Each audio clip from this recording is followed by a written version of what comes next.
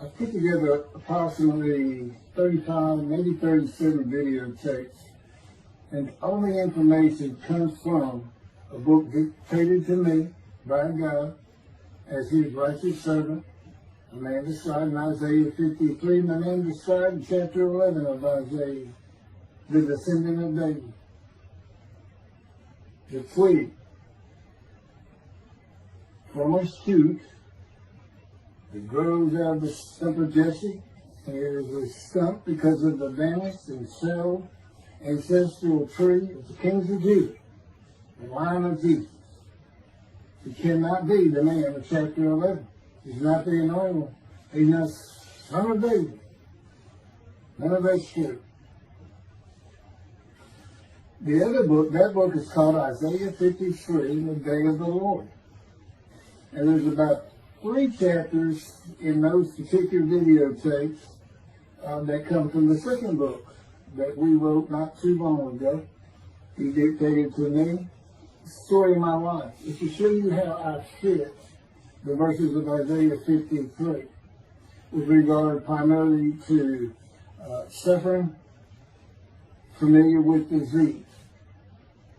So that would be wounded, and as it turns out, cancer. But the other words that you find in Isaiah 53, punishment, maltreatment, crushing, bruising, chastisement, okay, that is all in God's power. That's all in God's power, all those words. But the books are unpublished. Shunned and despised, accounted afflicted by God, plagued. Nobody understands it. This is so different than the Judaism the Jewish people have been taught. This Messianic era that will never occur. And we know it's not going to occur now once you believe who I am and how you cannot. After the mountain of evidence I have presented that is in those books, just as Moses today would have to say, well, look, I wrote Leviticus. You think I just came up with that? You think I just came up with all this information? That I know how God speaks through an angel and who that angel is? Moses walks by a burning bush that's not consumed. The angel of the Lord is in the bush and God speaks. I'm the one who explained that to you. I shouldn't have to go any further than that. The God says the rabbis, the shepherds, they never listen to my prophet. They think they know everything. Well, I don't keep telling that they don't. This is primarily for the people who listen to them and not them. I don't expect them to ever respond. Because by responding, they have to say they've been wrong. Or that's just not what we believe. And so they won't change. The bottom line is they make money on it. That's the bottom line. God had me watch a video of Toby Singer just for this one purpose I'm about to tell you. He said, watch him raise his hand.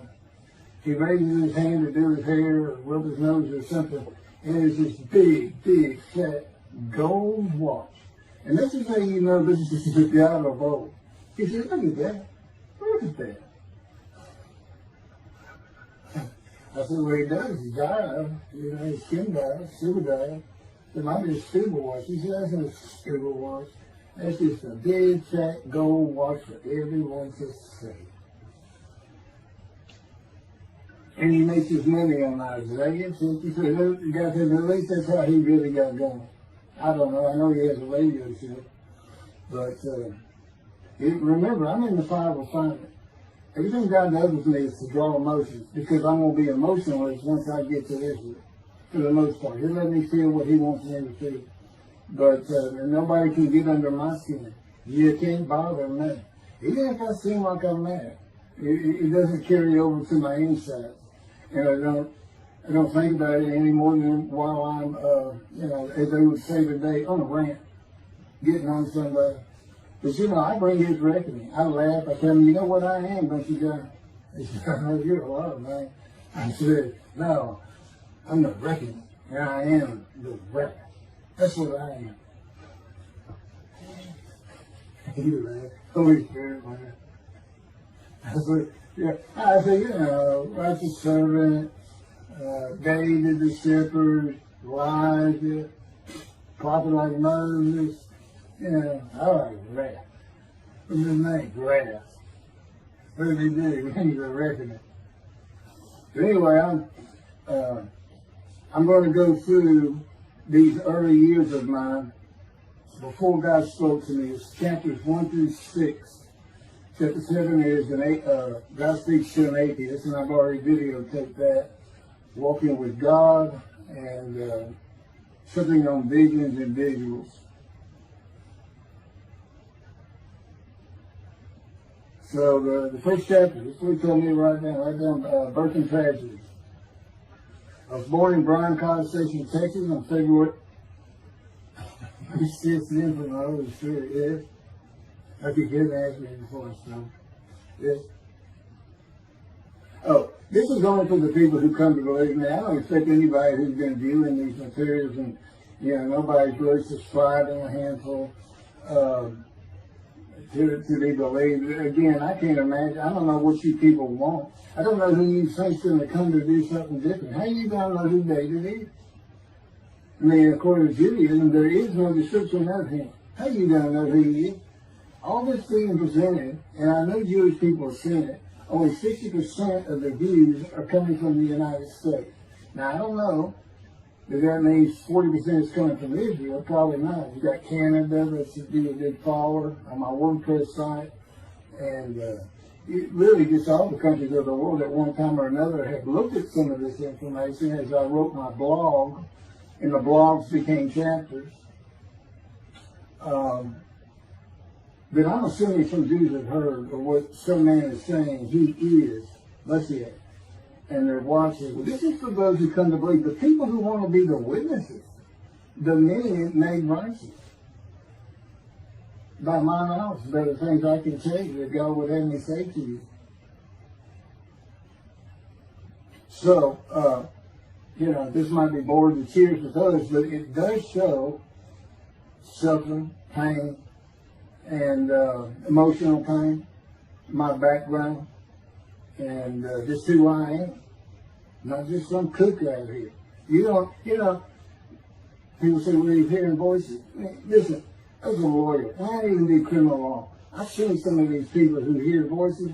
I promise you. You know that's the person who should be hearing voices when you just see them and watch it for a couple of minutes. It's not me. Excuse me.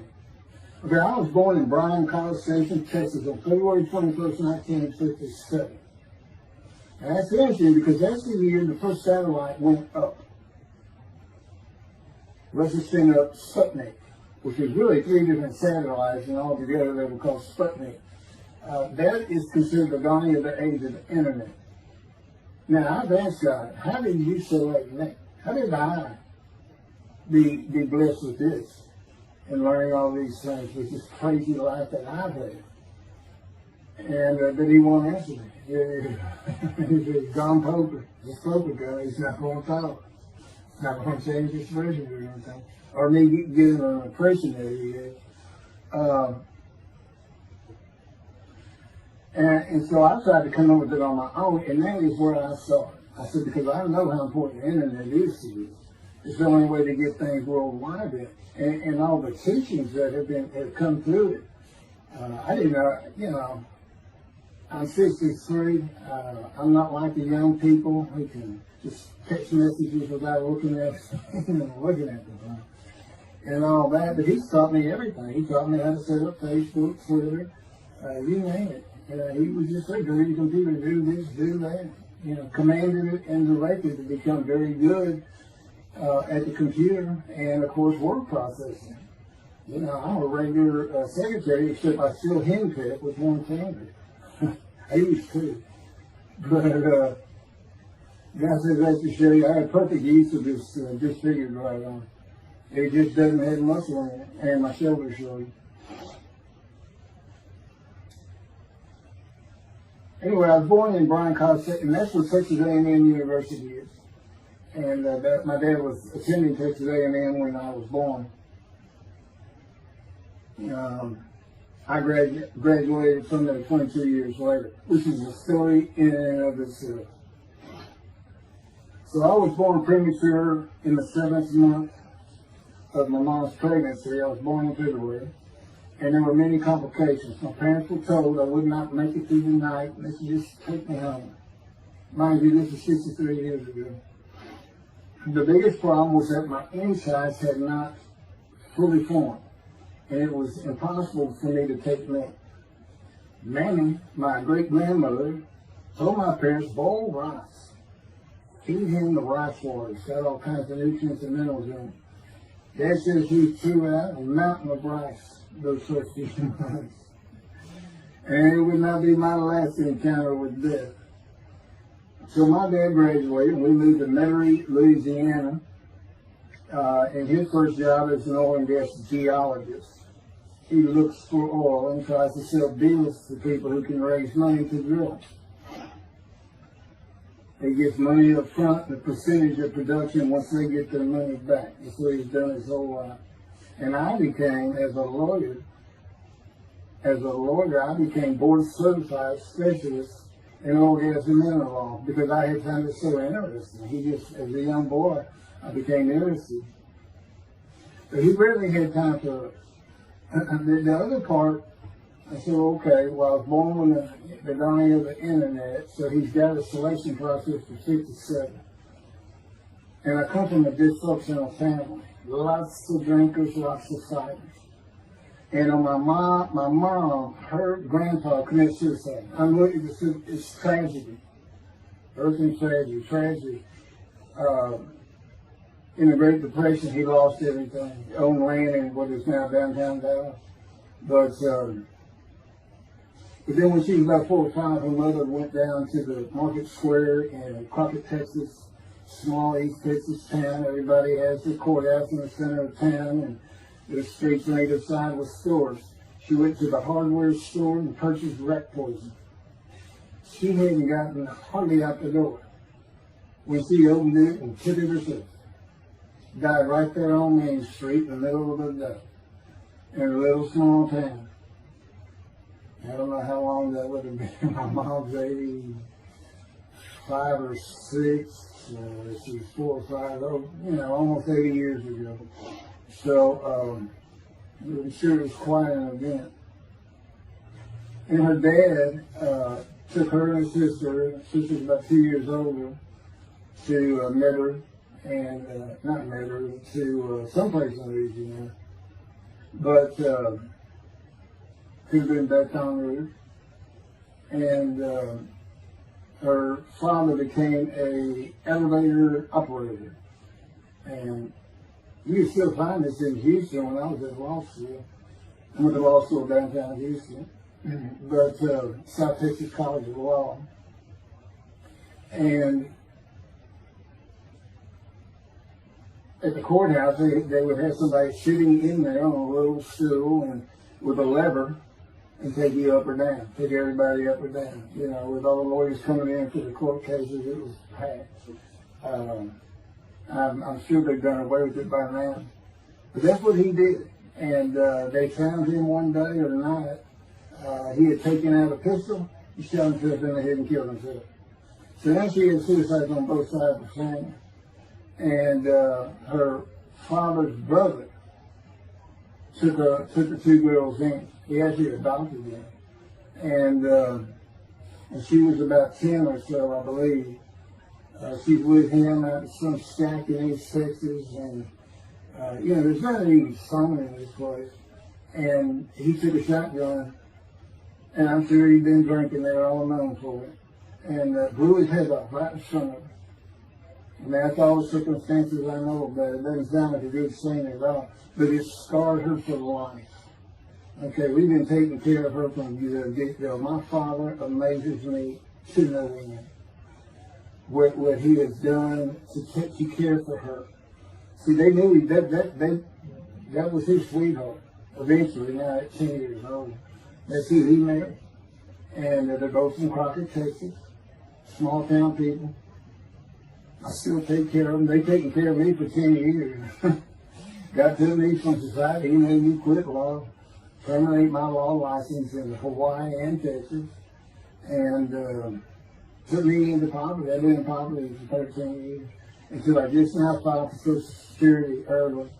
But I give them more than 90% of it to make up for everything they've given me for 13 years. While I'm in God's fire of refinement, learning everything I need to know. And I have learned most. There ain't any question.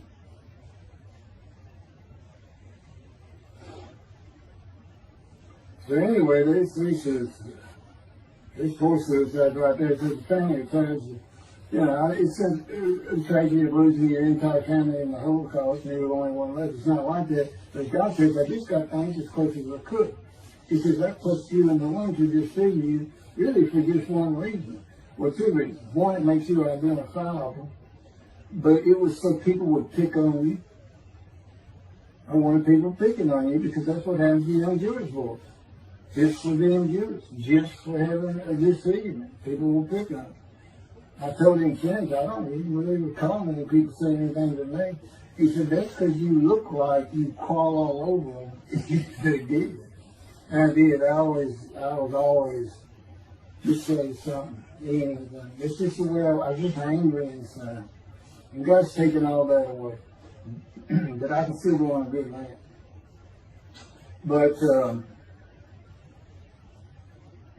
and then my mother in the 60s, young people may not know this, that's when, the Woodstock and marijuana, LSD, everything started getting big. And at the same time, doctors were just handing out pills left and right. Valium, painkillers, Percocet, just asking for it. They would write a script. And I know today they put a lockdown on that, but she got heavy into it and drunk all the time. I had to come to school and stay with her. And she became such a different animal, a different person when she drank. She became a little girl.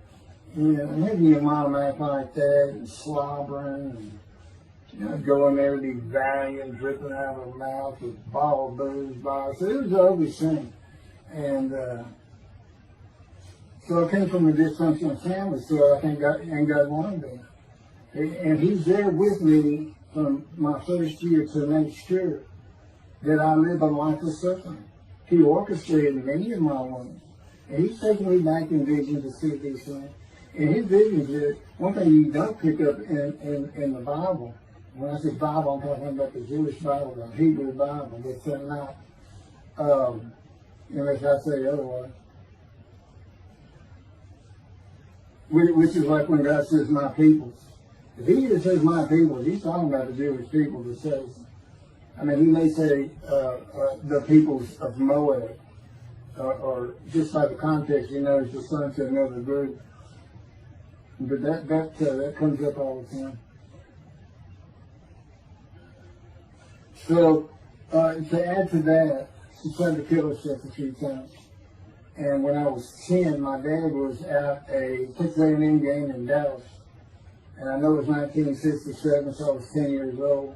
So I'm very familiar with that particular game. It was against Bear Bryant and Alabama Crimson Tide. And he had coached at Texas A&M. So, if you can tell me, my dad was a big Aggie fans and football fans. But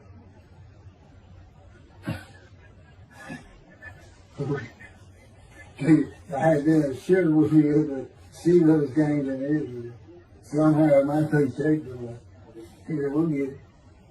That's what Holy Spirit. We'll get it. He's so funny.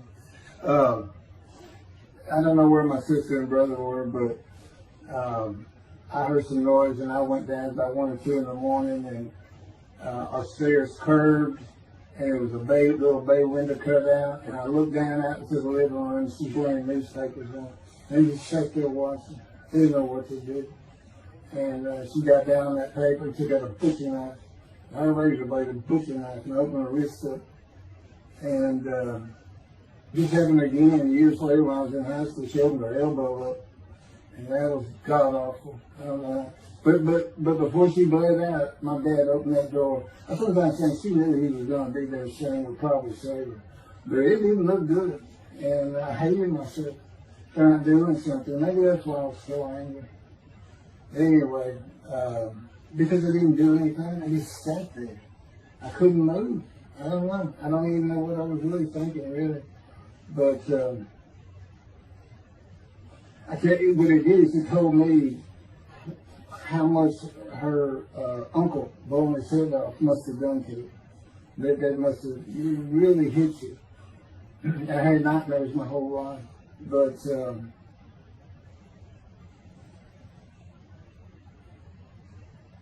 I was 16 when she did the thing with the knife.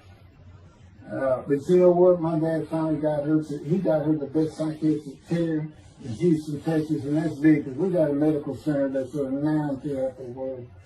And they put me back together many a time. And she never did that again.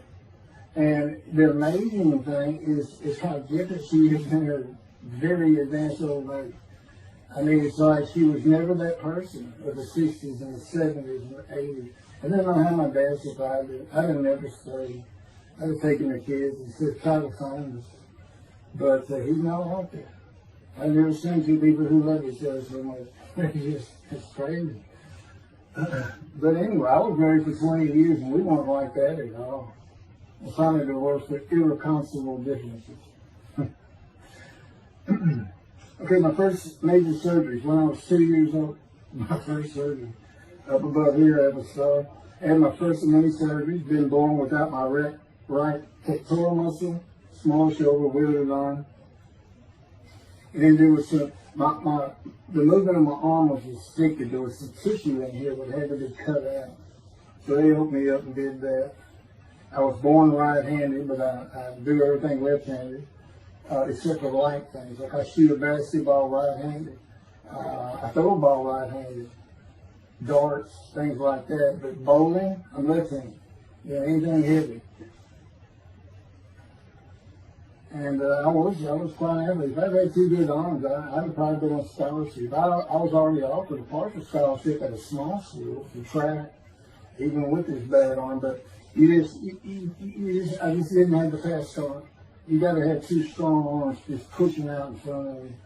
But I was some kind of quick and fast. So, we moved back to Houston to a place called West University, a suburb. And this little story, I don't even like telling it, but I got to tell me I have to. And he had something to do with it, but I'm not going to go into that part of it. So anyway, I had decided when I was in 7th grade, I was tired of school, didn't want to go anymore. I don't exactly know why. I just know I said, that's it, and now I'm not going. Dad can't get me up and finish school until I'm not going. And it was on. He was going to get me there. It took him about an hour to get me to the car. Fighting and screaming and running around and hiding, getting under you man, and I was done. And anyway, he finally gets me to the school, but it's too tight. He wasn't even going to try to get me out of the car by himself. So he get out, and he goes and gets the principal. Now, my dad's about 6'3", but he's real slim. And but he comes out with his principal, he's taller than he is, and he's a hefty guy. He's burly. Anyway, so they tell me to get out of the car. I said, I'm not getting out of the car. I'd already locked the door. Only the two front doors locked, and it was those locks that you pull up and push down. And so my dad used the key, and he opened up, he popped that lock up, and I slammed it back down. I said, I'm not going to school, I told you.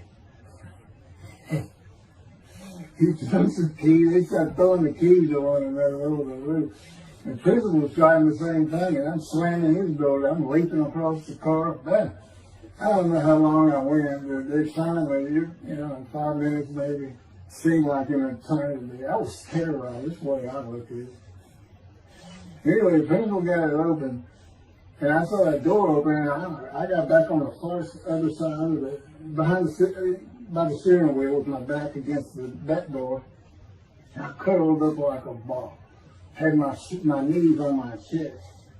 And he reached in to get me, and I unleashed on him, kicking him in the face with everything I had. He broke his glasses, and his orbital bone got shattered. So, That wasn't my first principal either. There's another one. So, but anyway, so they carried me in, and it was very embarrassing, just crying. But again, funny thing, nobody, because I stayed with this same group for 9 years, going through Western University and the junior high there that you go to. Nobody ever said anything to me about it. And I knew some of those kids that were in that class.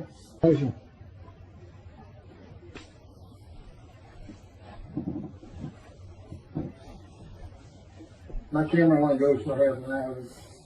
I can see on the screen that I have point towards me that when it runs out, I have to turn it off and turn it back on.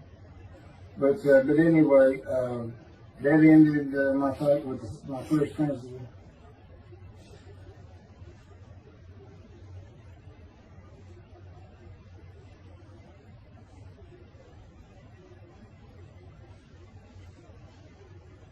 Now here it is right here. I had me put this in there. In the 10th grade, the principal of the school told me to cut my hair. I had long, blonde, wavy hair, well past my shoulder. Again, this is, I graduated high school in 76, and this is in junior high, so it's in the early 70s, but it felt like the 60s still. And I kept in a ponytail. It was neat. It was a school-wide policy. I think I was one of the last people to cut his hair. I was hiding all the time. I was always on the alert for the teachers that would send me in. But I went and got it cut. I told the barber right at my collar. Sat there in the city, cut it right at my collar as I was instructed to do. And then I was commanded to return to the principal's office. And so I presented myself to him. I sat down and sat in his office, and he gets up, walks behind me, and grabbed me by my hair, back of my head, and jerked my head back fast. And said, "It's still over your collar." Now, I don't know if I did a backflip out of that thing. I can't really recall. But what I do recall is it took 3 people to get me off of him. And I was permanently expelled from school. Which ended up me leaving home. I wasn't a runaway, I'm just out of here. I'm tired of everything and everybody. I ain't going to school ever again. Hate school always there. That was me. If they had to pull me off of him. I was saying to a friend of mine, he said, my brother went to that school. He heard some stories about that guy. I thought, that wasn't me. Second major surgery came when I was 12 years old to try and repair my right knee and just below it. I was running full speed in a field. High grass and weeds with a family dog. And God says he had something to do with what the dog did. For no apparent reason, just suddenly he was running at my side. And he just bolted, he just stopped going straight to the heart of the left and went right between the legs. I go sailing in the air, and I came down on my knee. Except my right knee came down on a broken Coke bottle, Coca-Cola. And they used some thick glass back then. It was split nose down, way down. It was all broken up, but it was the bottom all jagged that my knee was. They said it went to the other side of your knee. They said, you got that whole field in your knee. But when I got to the hospital, I sat there for a long time. The first officer came in and just told my mom, "I'm sorry, in the room, He said, I can't repair it. It's not repairable. We want to take it off. You can't use it." And I already knew that because when as I started screaming and yelling for my dad, he finally came back. This field was behind our house. It was a chain link fence, and in the field. My dad finally heard me. He got over. He saw the blood and saw something. He scared to death. I'm going into the shop, and he got me to put my arm around his neck, and he said, "Can you walk on it?" And I tried, and it just collapsed. It was useless. It was awful. And then I had to climb over that fence. And my mom was going crazy and screaming and crying. And he had to go take care of her. I'm sitting in his bathroom, my leg all opens up, and I'm just getting sicker and sicker. Nauseated, scared, I was crippled. And but anyway, they get me down to the hospital. And just, like I said, first I was doing just like, I didn't know what to do. And just right then, and God said he knew he was going to be there. This doctor walks by, and my mom recognized me. And she goes, Dr. Kane. And she runs out the door. Well, this is Dr. Kane.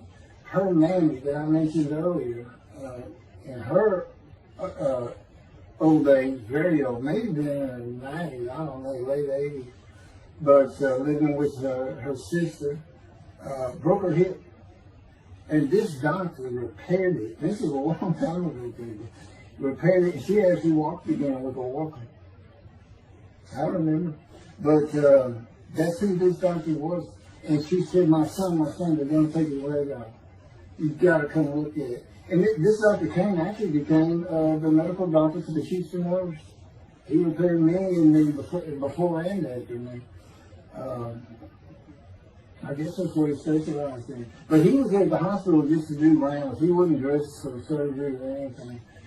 But he came in that room, and I mean, he was livid when he looked at my knee and knew how I'd been there for like 5 hours at this time. And he just started barking orders about getting me prepped for surgery, and he takes off to go get prepped. And they literally ran me down to surgery and done. I mean, they were trying. And this kind of fear he put in everybody.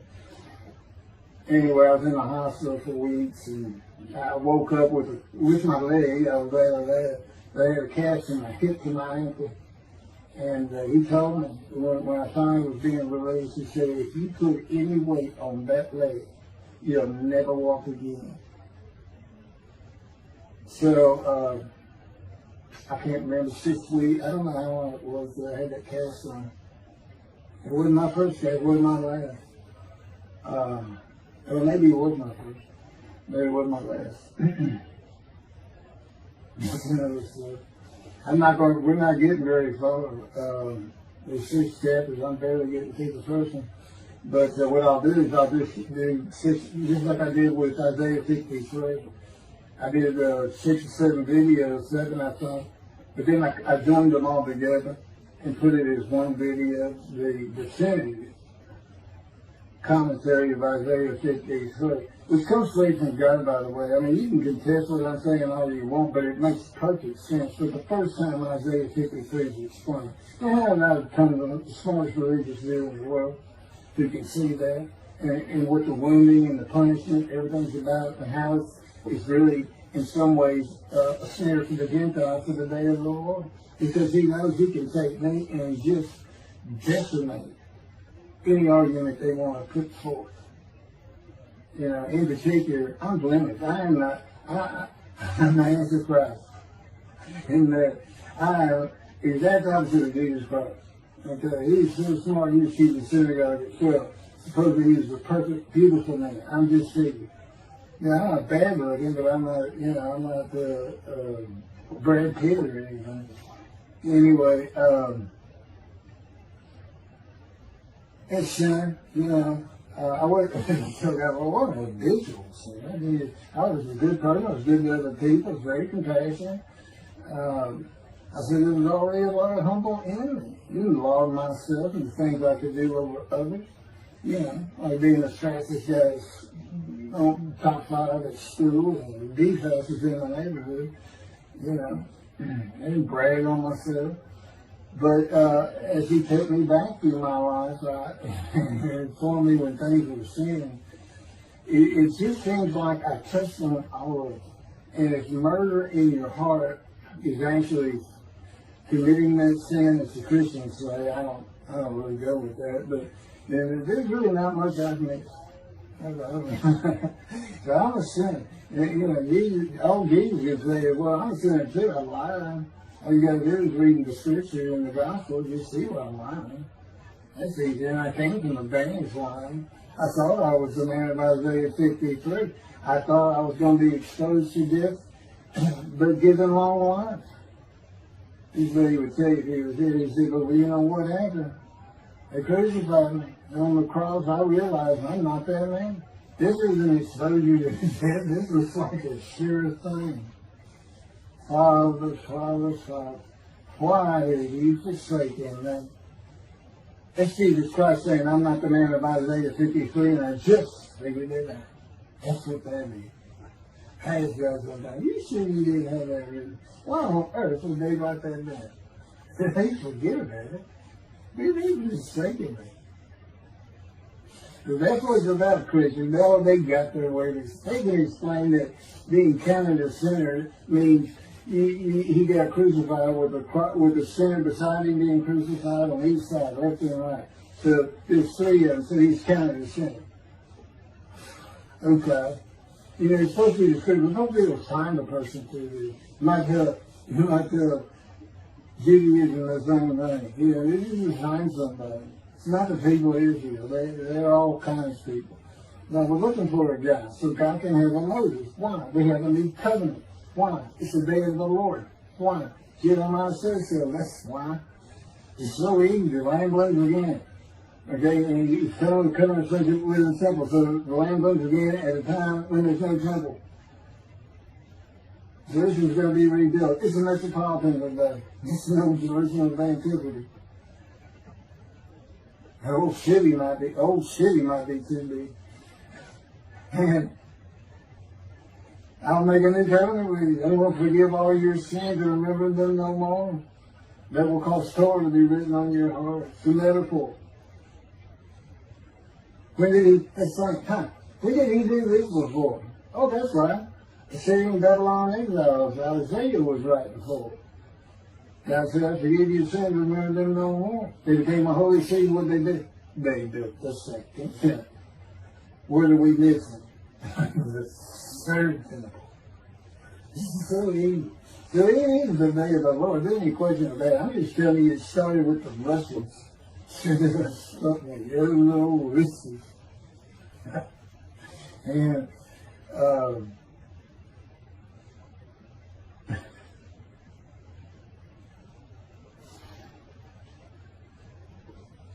he's bringing the covenant, but you gotta have him. He's a prophet like Moses. So he's saying, it's Joshua. No, it's not.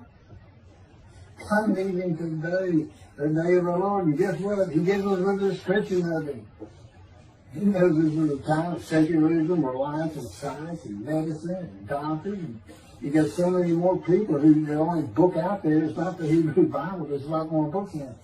You know, there's all kinds of distractions, television, cell phones, computers. You know, back then, you know, you just sat around and said, what do you think that's there? I don't know. We can spend some money, you know. It's just, I said it was easier to get them back then. But here it is. It's here. And God said, you see where I put sugar and spice in there? Because for a while I said, God, you know, this is before we really got the books done and everything. I said, I'm just sitting in a room. I can't really tell anybody saying spice in that. Counting me plague, afflicted, by God and everything else. He said, well, how you feel now? That we've been putting all this on the internet, guys, that's just sounding inspired. Yeah. I can say, there's no question this hasn't gotten back to those two. I said, you keep attacking them like this, and I'll be certainly sure, just in case I'm wrong. But, because he won't actually tell me, he won't tell me anything, this is a rule of thumb, he won't tell me anything that I cannot find out or become knowledgeable on or informed on of my own. Which means about nothing, because we're in a room all the time. The adjunct of the Holy of Holies is what I call it. I live in the I'm like the priest who can go. The only person who could go into the Holy of Holies was the high priest. And that's what I'm like. As a matter of fact, God had me write down, just as he had David write down, there's Psalm 151, where God said, it's on a video, where God is speaking, where the Lord came to me and God said, quote, and within that, he says that he declared me. We actually used the song where he declares it for David. He declared me an eternal priest in the order of Melchizedek and King David. and a rightful king, small k, and a rightful king. And he also declared, I'm the righteous servant. I mean, that's God talking. I mean, he's using it when he dictated to me. It wasn't, to be written in my personality. That's him. That's him doing his thing. So, because he does that. Even in the writings, the person doing the writing, whatever prophet it was, or Moses, or David, if he wrote Samuel 2 and Kings 1 until he died. As I said, God says, look, just assume the central character is the one I had writing. Because their lives change when I come to them. Just like mine change. This is not anything I could have ever conceived or even bothered thinking of. I had never read the Bible my whole life. But he then told me, we're going to the bookstore and get you a tonight. That was 13 years ago. And my answer was, what's it tonight? I didn't know anything. And look at all this knowledge. But this is it. This is the only power he's going to use in creation. He's not going to perform miracles. He's not going to have me performing miracles. And he's not. He said, the only power I'm going to use is on you. What I can get you to do. He said, I can take a Gentile Texan and take him to Israel and get my temple built. Okay. He said, because that's what you say to God all the time. Okay. And one night, I hadn't even read Isaiah 53. He didn't come to me and just say, offer yourself for guilt. I crushed you with cancer. It was me that did. That's not, I wouldn't have known what he was talking about. We finally get to Isaiah a couple of years later. He said, keep reading Isaiah 53. Is that okay? And so I read it. I said, okay, finish it. He said, who do you think that is? I said, I have no idea. I can barely read it. I didn't know what it's saying. I said, I think these verses ought to be up here. I said, you sure nobody mess with this thing? He said, nobody mess with it. It's just what I had Isaiah right. He said, that's it. I said, okay. I couldn't have good luck convincing anybody. I can't even tell what he's saying. He said, before we can get done, and he's right. I've been over that thing so many times. From my original version of Isaiah 53 that he dictated, or told me how to put together, but every sentence, every word is, we changed it up and added things. I've learned things. Like I didn't know about the test of devotion. I didn't know why the angel was leaving early in Malachi 3, but I do now. And all that would cause an amendment to my midrash in Isaiah 53. And, the book has me, these are all videotapes out, me and Rashi. Rashi, the first one to come up with this is Israel. And, I look at his answers and I just shake my head sometimes. You should see his answer in Malachi 3 to the angel of the covenant that you desire. There's only a covenant of friendship and a covenant of Jeremiah. And this is his answer. It's midrash, so he just takes a section of the angel is on the way. And it just says the angel of the covenant. And his commentary is the angel that avenges the revenge of the covenant. I said, what does that mean? What are you talking about? And I said, God's being funny. He said, I don't know. I said, you do know. I said, well, I'm not telling you. So, God likes to feel as though he's laughing. He doesn't actually laugh. He sends me a perception every day. Or he uses me to laugh. I've mentioned that in a video. Because he can't. He controls my words. I learned that in walking with you. Just one day, I'm talking out loud as we go. I'm discussing man and divine beings as though I had a sermon I was giving or a speech to somebody or a seminar. And I'm rolling, and I can tell he is really making this thing rock. He's taking it from here to here to here. And we're going. And I'm going. And all of a sudden, I use a word or a couple words that I simply don't use. And they're not what my mind was even thinking of. They just came out. And I just stopped. I said, did you do that? I didn't even say, hey, did you just make me say these two? Because I knew you did. I said, did you do that? He said, I did. I didn't realize he did it. I did. I said, okay. Anyway, that's where it all started. Now I know. Okay, you do that. That's the Holy Spirit using me. He doesn't sound like that, but he'll use words like that. So he's getting bored. They like to cut. Let me say this probably got you don't know. It's not all the time. It's some of the times we do tend to get kind of silly in here, but. You know, they do things after a while. I'm like, you know, I feel like a kindergarten teacher, and I got two of those kids that you just shake your head at. You say, this is a handful. These two, nothing but trouble. Always throwing around, looking for a laugh.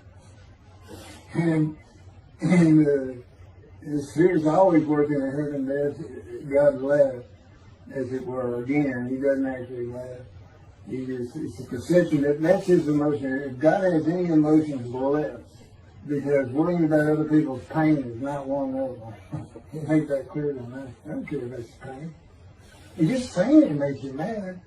He says, he's drawn and he does this so many times over and over. He says, it's easy because now it irritates the fire out of it. He just started. I said, how do you keep doing it? And one day I told him, I said, I got it, which means it actually came from them. I got it. You never grew up. You never got sent to your room. You never had to climb that mountain to achieve something. Put yourself out there. Nobody's ever hoped you. He said, I said, that's what it is. You never grew up. That's what it is. Yeah, I'm dealing with the child guy. That's what it is. Helping all you. I think he came down as mean, very serious, mature guy. I didn't bring that argument up anymore. But that's how it gets to me sometimes. It's an incredible lot. For me, I'm not going to get to him. I get to him at the end.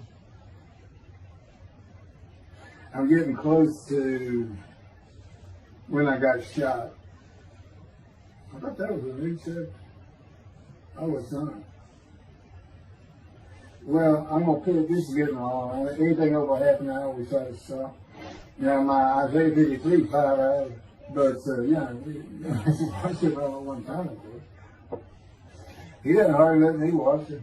Yeah, I don't even watch them before they get posted. He says, no, you watch it later. Because it comes on the TV that he got me. And I didn't know at the time it was going to be, that he was serious about doing videos, and I certainly didn't know about making it a backdrop. He decided everything. He tells me when I eat, when he get up. I don't sleep probably at all, 2 or 3 hours a night, and sometimes less, and take a half hour nap sometimes. But I found out I feel fresh. I don't need all those things. You're not really doing anything. Why do you need a lot of sleep? And see, that used to make me mad. Now it is later. Thank you very much for listening. I'll pick this back up on another video, and eventually I'll put these first 6 chapters, just like I did Isaiah 53, because it's a book that he dictated to me. I can't get it published. I'm going to put it on YouTube. That's why I'm reading it. And as I said, if you don't want to listen to it, don't listen to it. But the information that's in these books and in those videos is, that's not proof. And quite frankly, God says, if that's not enough for them, well, that's just too bad. Utter destruction is what they end up getting. They better learn how to listen to prophets. See, it's no different than the people back then. They'll say, well, why didn't they listen to Isaiah? Why didn't they listen to Ezekiel? Why didn't they? They laughed at Ezekiel.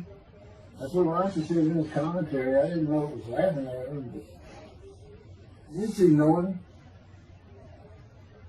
Everybody thinks they know it. But in any event, I do know there's one chapter we haven't put in there, and that is recognizing a prophet in time. It says Moses vouched for Joshua, so he didn't have to be tested. The problem with all that is, and I think why God hadn't had to put it on video, is that they're looking for a seer, somebody who can see the future. You see, that's antiquity. And that's not what you're looking for today. This wasn't a seer. And none of the prophets were serious. They just wrote down what God told them to write down. God's the prophet. He's the one making prophecy. And what he does, he doesn't actually just see the future. He walks it through. He says, okay, right here is when they're going to send up the satellite. This is where humanity will be at that time. He can walk it through in his mind. As I mentioned, his eyes, he doesn't have them. It's just his absolute knowledge of all things. He can form a picture of this frame. Me, it's in here. He knows every atom of my body. And it's like he does a vision for himself, a visualization. That's what I call when he puts pictures in my mind. And he puts it into the spirit's mind. And they're both within it. You know, the big cloud that just came down. If you're sitting in a room with me, it envelops you. But it engulfs me, it goes through me. My little spirit cloud becomes part of the big cloud. That's why God is in his spirit. Here's the elements of spirit, here's the elements of God's presence. There's 9. 2 clouds, they just come together, they can be together. Okay, God's still one. He created the other cloud. And then in this room, filled with them, my little spirit is like a little cloud that just came in, part of it. That's who I am. That's a man of divine being. Okay? No, it's like nobody's really expecting it. Well, maybe it's because you didn't know these things. And now they want, I get the feeling, son means I'm not looking at that. It sounds like a coot. We by faith, by the fundamental principles of plan baptism. Yeah. The talent, from his diagnosis of the talent. Once you leave your home, once you throw the talent out and learn some new stuff, once you get out of antiquity, every religion has an end times like that. Every religion ends up with utopia for its people. Everybody. Well, don't be like everybody. You're the Jews. Well, let's get practical. Let's have God in our midst again, in a man like he was in Moses. Let's point at him and tell the Christians that is the man of Isaiah 53. Here's what it's about. God said he's coming back. He told us, we're not waiting on him like you. He said when he was coming back, he false prophesied 5 times. He wasn't coming back. He wasn't who he thought he was. He told us on the cross. I'm not the man of Isaiah 53. He tells us. What else was we doing? Well, what did you say? I'm about to die. What do you think he's talking about? What do you think he's thinking about? And that's supposed to say, he thinks he's the man of Isaiah 53. So do they. This is mind-boggling because I'm the man. And there's nothing about me that says Jesus Christ. Nothing. You see him, he cussed God. I cussed him trying to die. I'm dead for death 1,000 times. He said, it's not dead 1,000 times.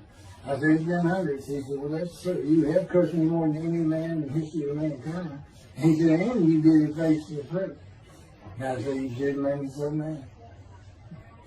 He laughed, y'all.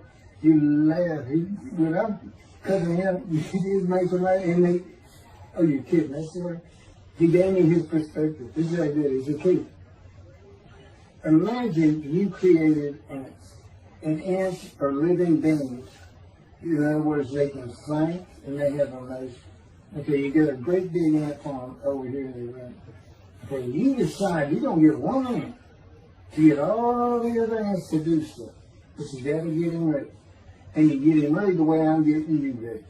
Now, he's magic. Right? It is. It is. Now, magic. I'm always laying in the bed. I got a big table. I got a microwave on. I put my computer on. I got a big fan I like to have on. And he said, look over that table. Now imagine that ant got loose. And he is pulled up. And he is standing on the corner of that table. And he is giving you the what for in ant language. I mean, he's going. And he turned around and shaking his butt at you. And he's cussing. And all this. And all you got to do is go bump. And he's gone. And it is, and that's how that's what it does to him with me. You know, the spirit riled me up. I call him the troublemaker, troubler. He's so funny. But God's so humorous. There's a difference in their humor. Okay, I'm told that does wrap it up. I'm gonna pick up a gunshot. I guess it's fortunate accident to my knee. They ended up opening me up and throwing my breast and my pelvic behind, and now it's been 3 times. and eventually, the lung cancer, and colon cancer, and skin cancer. But the lung cancer is when they told me you should die from colon cancer. They said, but this is it. We can't take that. It's too advanced. You're gone. And prepare to die. That was 20 years ago when the planes hit New York. It was the planes hitting New York that got me up off the ground one last time to see one more vacuum. The life of God's righteous servant of Isaiah 53, chapter 3, gunshot. Shortly after I recovered from my knee injury, I moved to Fort Lauderdale, Florida. I was not happy about it at all. It turned out to be a lot of fun. I made some great friends to celebrate my 13th birthday. My only injury in Florida was having the front teeth shattered and knocked out, requiring caps, which is more of an ordeal than I would have imagined. We returned to West University in Houston after 2 years. My mom was not doing well at all, and it was getting close to her second suicide attempt. I was back with my old friends and did not have much supervision from home, and I failed ninth grade. I made my own decisions, and I rarely listened to others. And after being set back a year at junior high school, I made a few new friends, which led to my next serious injury. My best friend was a Spanish Italian whose father was from Sicily. And he kept a machine gun and a violin case in his office at the restaurant he owned, where his son and I were waiters. It was called the Godfather.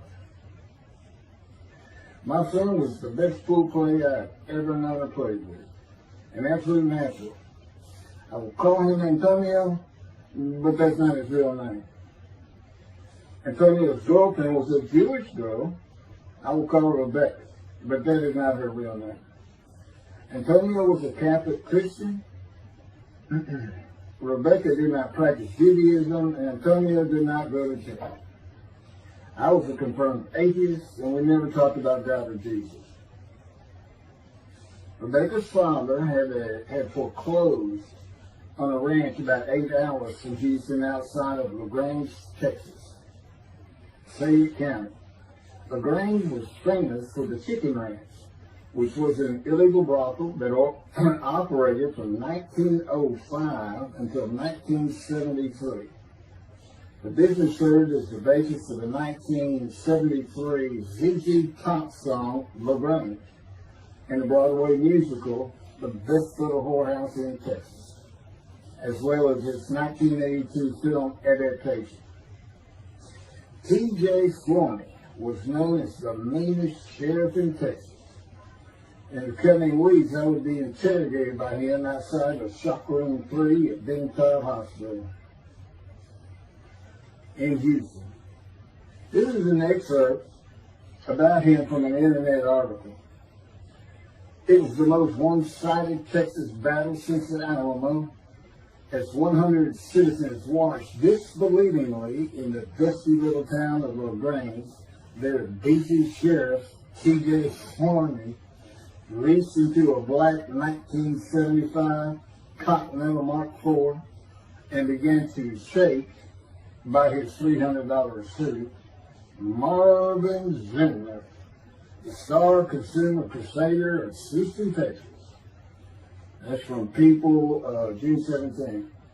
Next, the sheriff tore off Zimmer's blue-white toupee, waved it in the air, and then finally ground the rug with his cowboy boots.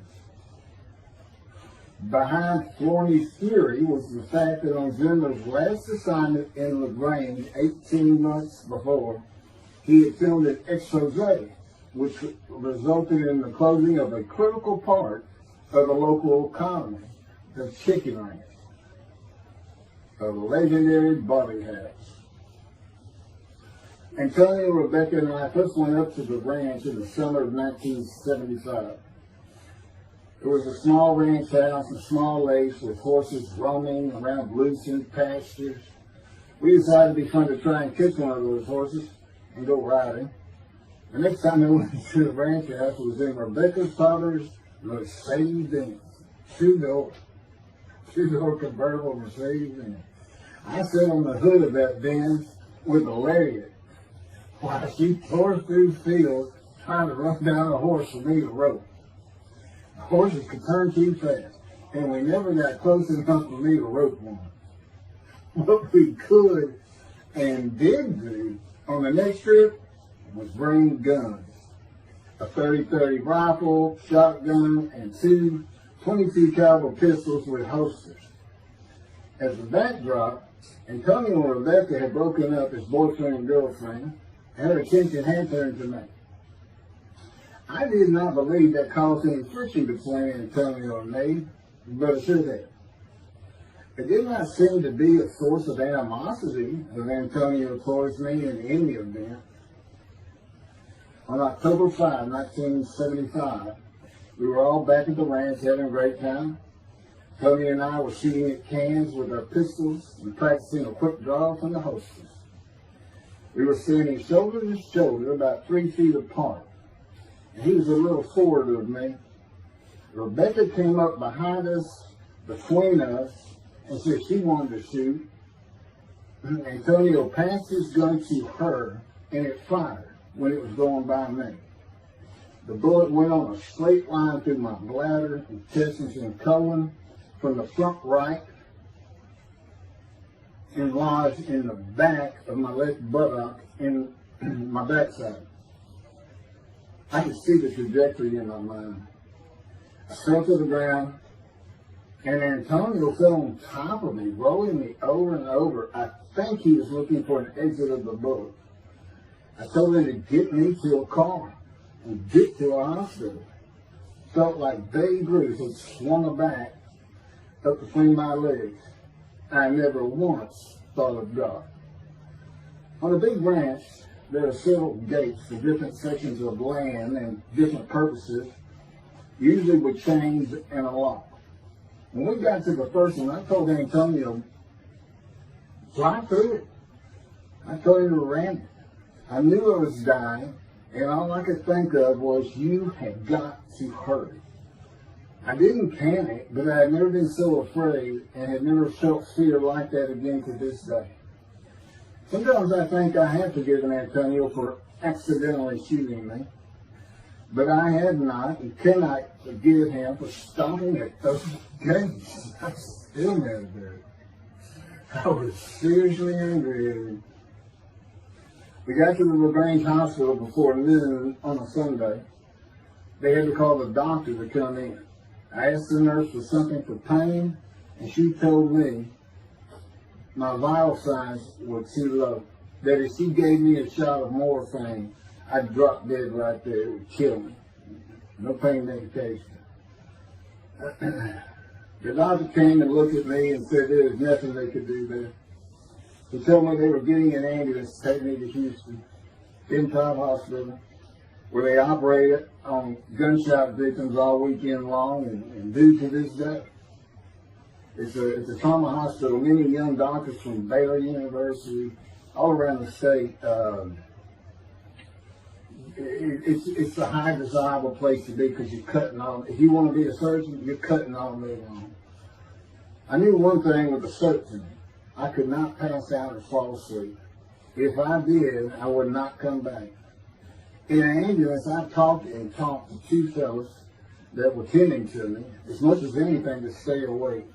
I asked them such things as what it was like to be married, graduate high school, have a career job, but my mind repeated over and over, you have got to hurry. We arrived at dusk. This happened before noon when I got shot, so now it's getting dark. When the ambulance opened, my brother jumped in to help. My mom was standing by the entrance to the shock rooms in her fur coat. She later told me that since Denton was a public hospital, it might help if they thought we had money. I didn't see my dad, but my sister told me later, the whole way to the hospital, all he could say was, to God, please don't take my boy from me. I had stayed awake for some 6 to 8 hours in awful pain. They took me to shop room 3. It was filled with people giving orders and very loud. On the table, the nurse told me she had to put her finger in my bottom, which embarrassed me. And I raised up like a sit-up and saw nothing but blood rushing from my bottom onto the table. You have to hurry is all I could say. They finished prepping me for surgery and enrolled me to a hall in a line of others awaiting surgery. And someone was saying my name, and I opened in to see T.J. Forney, Sheriff of LaGrange. He wanted to know if I'd been shot intentionally, what we were doing at that ranch, did we have permission to be there, and et cetera, et cetera. I told him I thought it was an accident, and to leave me alone.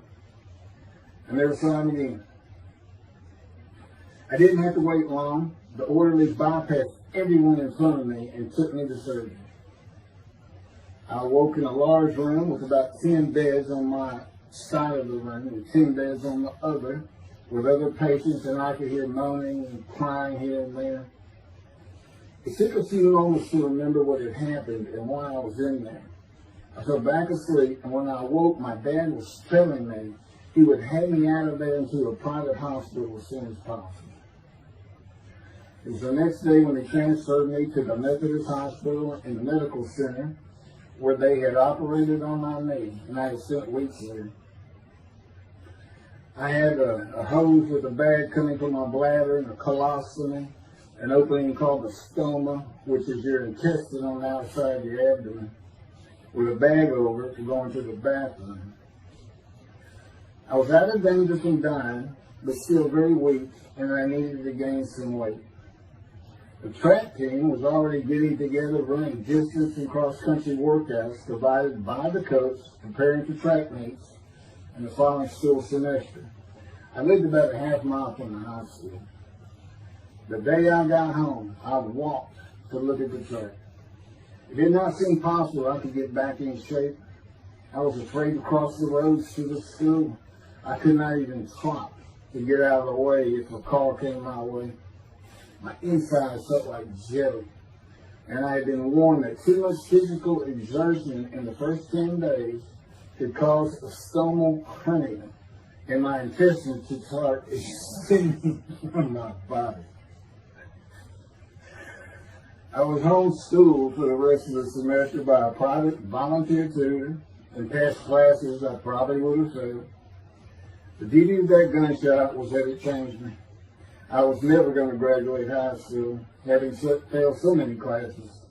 So I set up night school classes for the next and my last semester of high school. I was 18, soon to be 19, and a senior.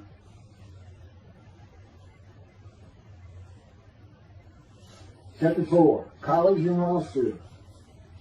Before the summer of 1975, one of my best friends in the track team, who threw the discus and shot put and field events, and was a senior, told me he wanted to do something big the coming summer before starting college at Louisiana State University, LSU. I was only a junior and I had no plans for the summer. He mentioned this to me, and I began thinking about how long it had been since I had been to Colorado. My father, who had really good years and many so-so years, depending on how the oil and gas industry was doing. And when I was in junior high school, he had sold some prospects, had completed a few wells, and had purchased a condominium in Pagosa Springs near Durango, Colorado.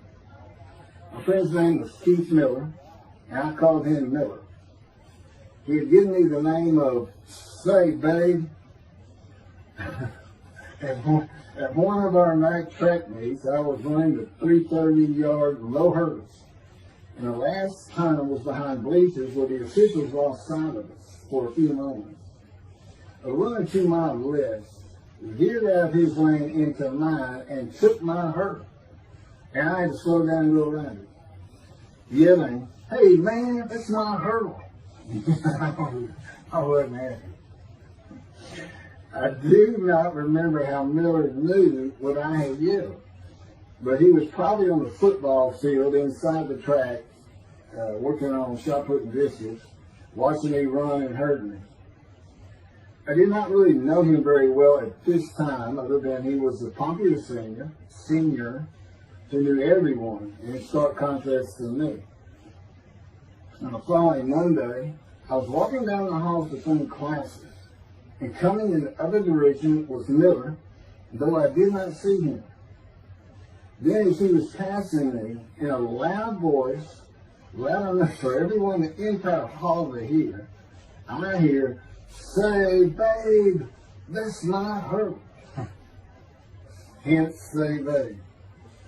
That began a really good and fun friendship, and I got to know the class I should have been in if I had not failed ninth grade. And because I was Miller's friend, I was immediately accepted by anyone he introduced me to. I found out about 40 years later on Facebook.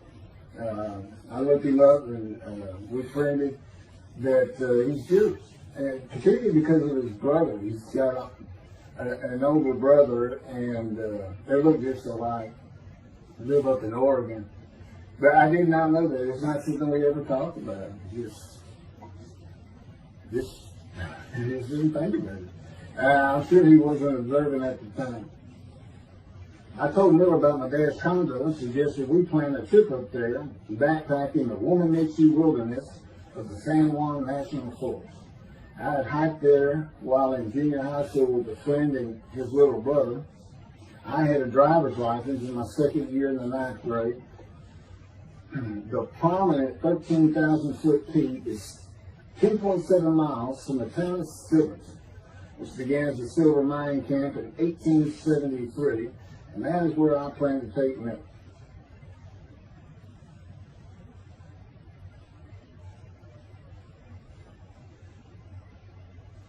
So Miller and I take off. We use his car. As I said, he was getting ready to graduate, and his dad bought him a Toyota. Can't remember the name of it now. My dad's condo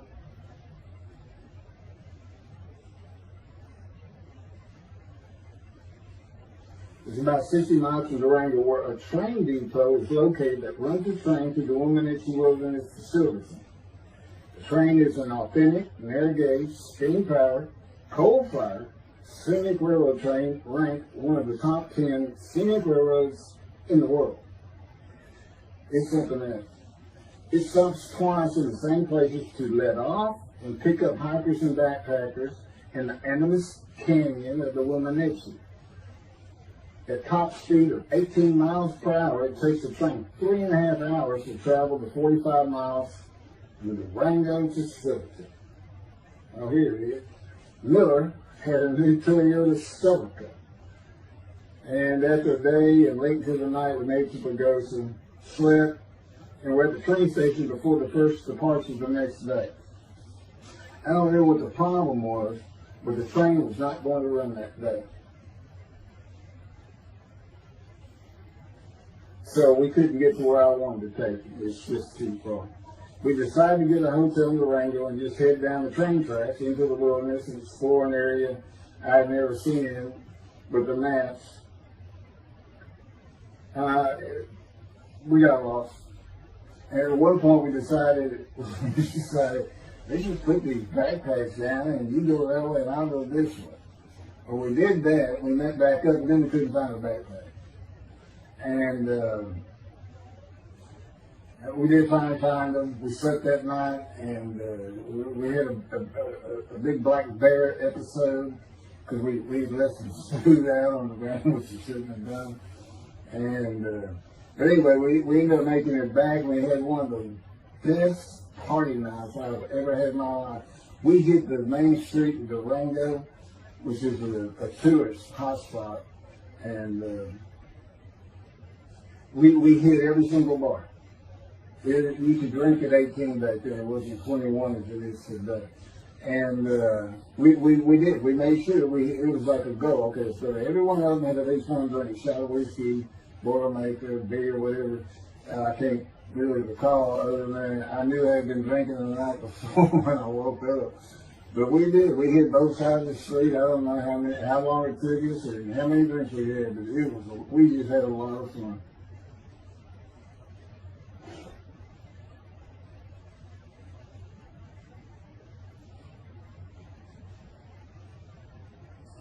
Okay, I'll be coming to chapter, well, I guess it's 4. I don't know. I thought I was coming up to the cancer story, but this is different. This is getting into alterations while it's true.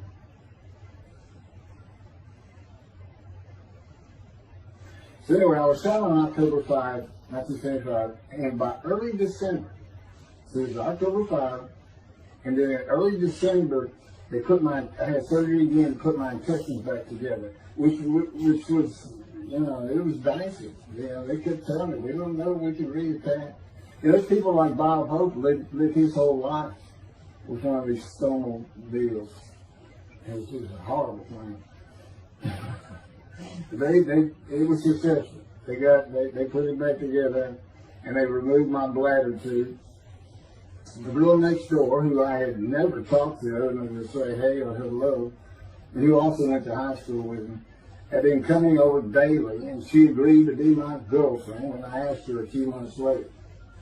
I did my night school and graduated last in my class, or close to it, of over 400 people. In late December, I began running with the track team. Now, I had surgery early December. I already got out there with them, which was difficult. Pulling 2 tires on the cinder track, you know, the rope, 2 tires, and you put a harness around your waist. I had to put mine high up on my shoulder. On the cinder track for a lap and a half, 660 yards for 2-minute intervals, 6 times was the toughest. My speed and quickness was still there, but distance running and my endurance, it took quite a while to come back. In early February, just about 3 months after being shot, I won my first 120-yard high hurdles race at a track meet that was fast enough to qualify at the upcoming district track meet for the regional track meet. Winning at the regionals would place me in the state track meet. I was fast, but my disfigured right arm really held me back. Then my heart was broken, and I cried for the first time since I was a child, best I could remember. My coach, who really liked me, he understood the effort I had put in to get back in shape. Called me to his office, and I knew something was wrong. He told me I could no longer be on the track team. I had too many semesters of school to be eligible according to the eligibility rules. It was because I had failed ninth grade.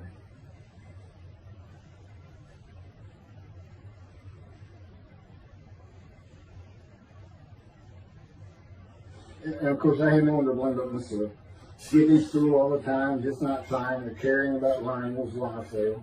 I was not lacking in intelligence and common sense as many people thought of me. I could and often did read a complete science fiction paperback book during the school day. One day, I get them from my brother. I just sat in the back of each class and read my book, and the teachers always left me alone. I also was suspended from school a couple of times for fighting. First fight was in the gym and the bleachers, with the principal on the floor telling us the do's and don'ts for the second semester of the 10th grade. This is 2 years before I was shot. I found out he already knew me by name, and I had never talked to him. The second fight was with the same guy, but this time we took it across the street from the school. He had about 10 of his friends, and I, being pretty much a loner, I had none. They were African American, both sent to school from neighborhoods far away. And I just didn't understand them, or know why they even talked to me with words I did not get, like word or say, man, can I hold a dollar?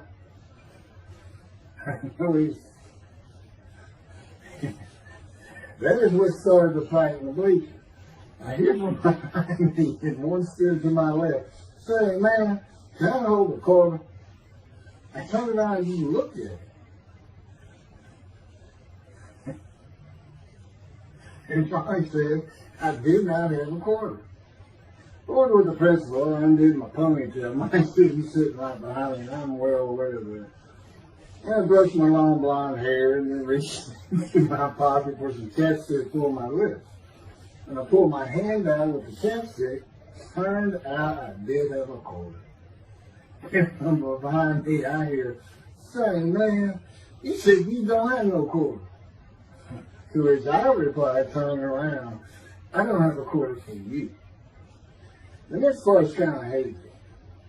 But I do know I grabbed him by the front of his shirt and slid him down the bleachers onto the student sitting below me. That is when the principal yelled my name and told me to go to his office. The next day, the guy and his friends were waiting on me when I got to school, and we fought across the street. The principal told me not to get into any more fights, and this is what I got suspended for.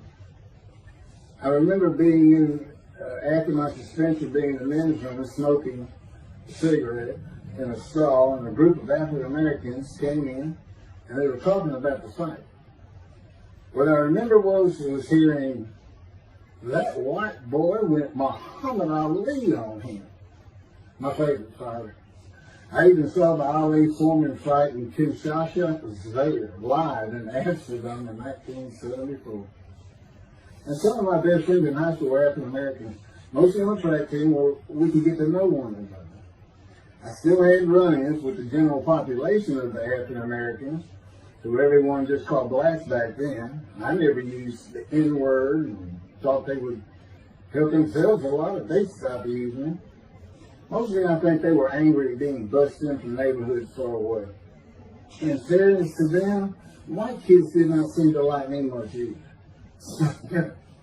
I looked young even for my young age, and with my long hair, about 6 to 8 inches past my collar, I looked kind of girlish, and many people said that to me. One day a friend of mine told me what it was to him. You never smile and seem to be very angry. Like if someone looks at you crossways, you're going to come after them, daring them to say something.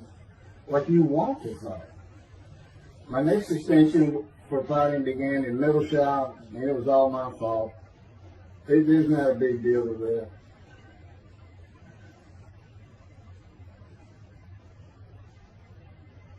The last fight I was ever in came right before I was gunshot at the ranch.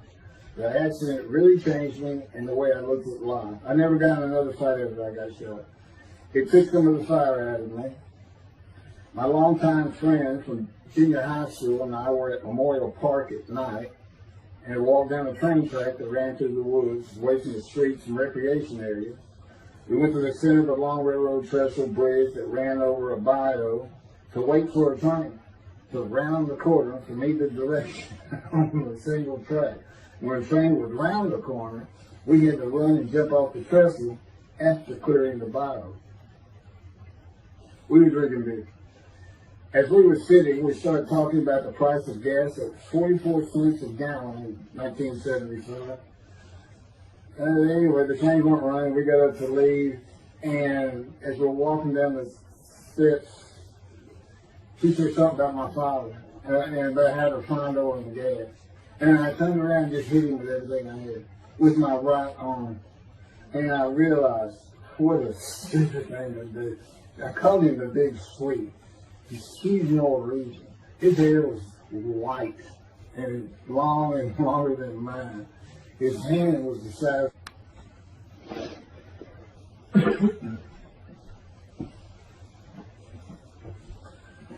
And I had nowhere to run. That was a really dumb part of it. I mean, I couldn't move. I couldn't use my quickness. I couldn't box as I had with the fellow across the street.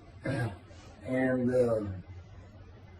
he just took one big thing. He's very athletic. The coaches all wanted him on the high school team, but he didn't want to. Football team. And but anyway, he hit me just one time. That was the whole fight. It was just two hits. My measly hit with my right arm. I let it fast, I hit him when I wanted to hit him. Well, I say that. I didn't even think about it. But he just about knocked my senses. I mean, I saw it red. And so anyway, that was it for our friendship. We just, although after I got shot, he and I got back together a little bit, but by that time I had met Denise next door, and I wasn't going to be going out drinking beer at the festival anymore. It was going to get serious, and that's when I set up my night classes and everything. Her big sleeve.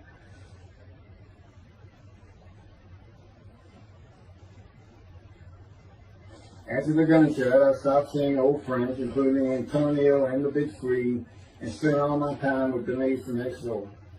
I never wanted to be someone who succeeded in life. My dad always told me when he was angry with me that with my smart mouth, I was never going to be anything but a ditch digger or a lawyer. While he said lawyer in a derogatory way, he got me to thinking I'd like to be a trial lawyer. I had to get into college first, and the only school I wanted to go to was Texas A&M University.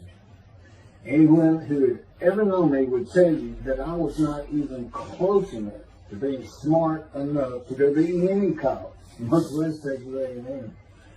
I would tell you I had never applied myself to the task of learning. Texas A&M denied my application. I called them and pleaded and argued, and finally admissions said that if I came to the summer semester of 4 classes and maintained a B average with no fails, they'd let me in. I did it, barely. I almost failed calculus to get a B. Just a quick thing on Texas A&M, because it relates to World War II. Which always makes me think of the Holocaust, and how many Aggies were involved in that. Texas A&M enrollment began on October 2nd, 1876, and admission was limited to white males, and all students were required to participate in the Corps of Cadets and receive military training. Many Aggies served in the military during World War II, with the college producing 20,229 combat troops. Of those, 14,123 Aggies served as officers, more than any other school, and more than the combined total of the United States Naval Academy and the United States Military Academy. During the war, 29 A&M graduates reached the rank of general. Texas A&M is more than a great university. It's the home of the Aggie family with a long history of spiritual tradition. And I'll pass through all that. You can read. I got all this from Wikipedia.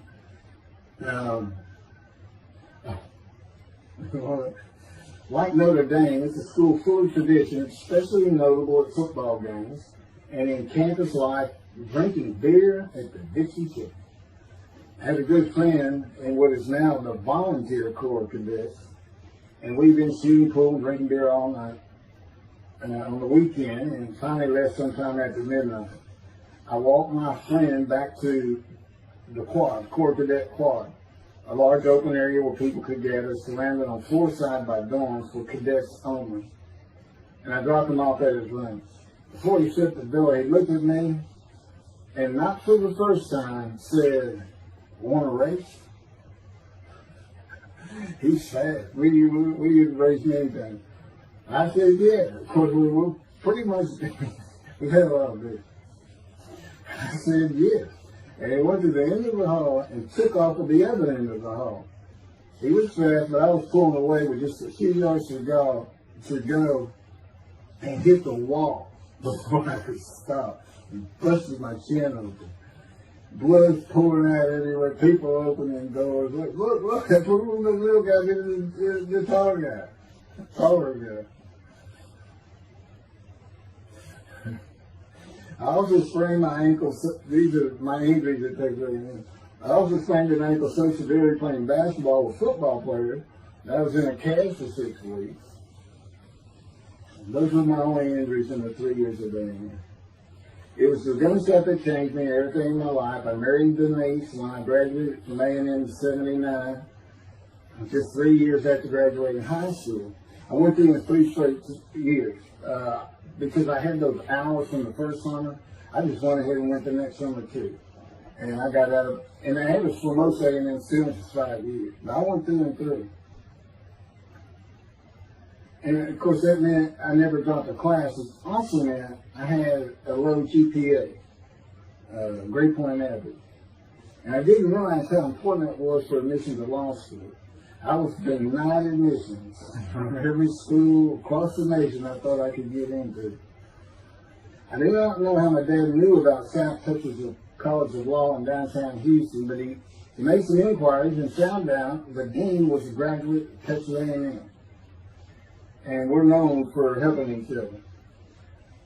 We set up an appointment with the dean. I told him of my rather intense home life and wayward ways, and that the A&M had given me a chance to prove myself as a capable student. You know, he hemmed and hawed, looked around the theater, and gave me the same opportunity A&M had. 4 summer classes, D average, and no fails. I did it. I was terrible with chemistry and math, but it turns out I had good reading and comprehension. Probably from reading all those science fiction books in school. I graduated in '82, and I did great on the bar examination. T. Ellis McCarty, attorney at law. Who would have believed it? Which reminds me of verse 1 of Isaiah 53. Who can believe what we have heard? That's what any of my friends would say about me getting out of law school. Much less was happening today. You go find somebody living in high school, they say, who? Oh, that can't be true. Get out of here. I know him. Get him better. 75. 27-year headache. I'm going to pick up with that on another video. And then that'll be it. Some general comments.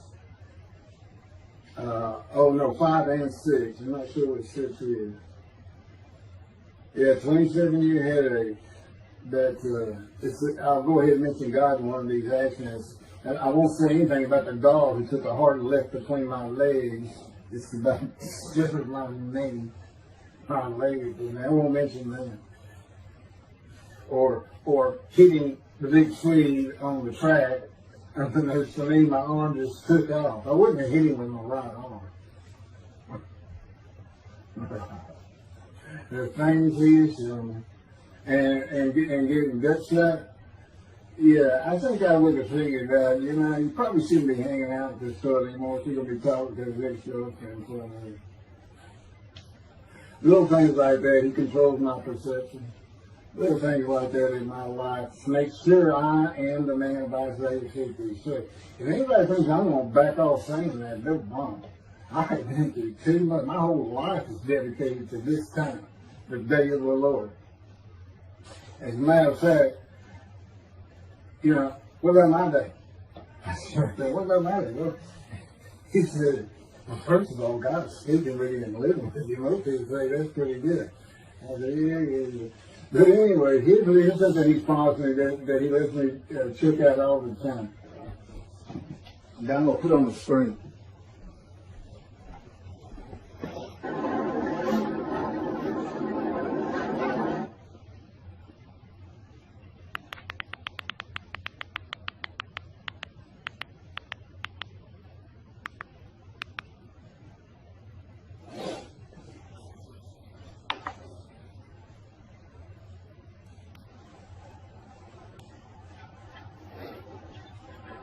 The rating and GP cycles, shorties, slip-ons, code startup.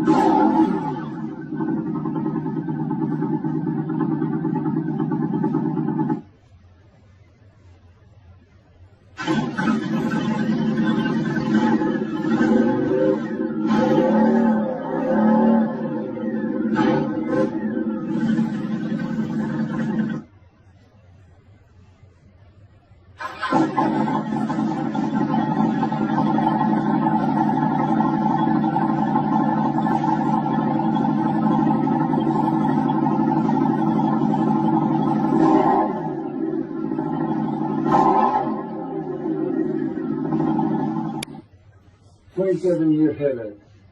Chapter 5 of the life of God's righteous servant of Isaiah 53.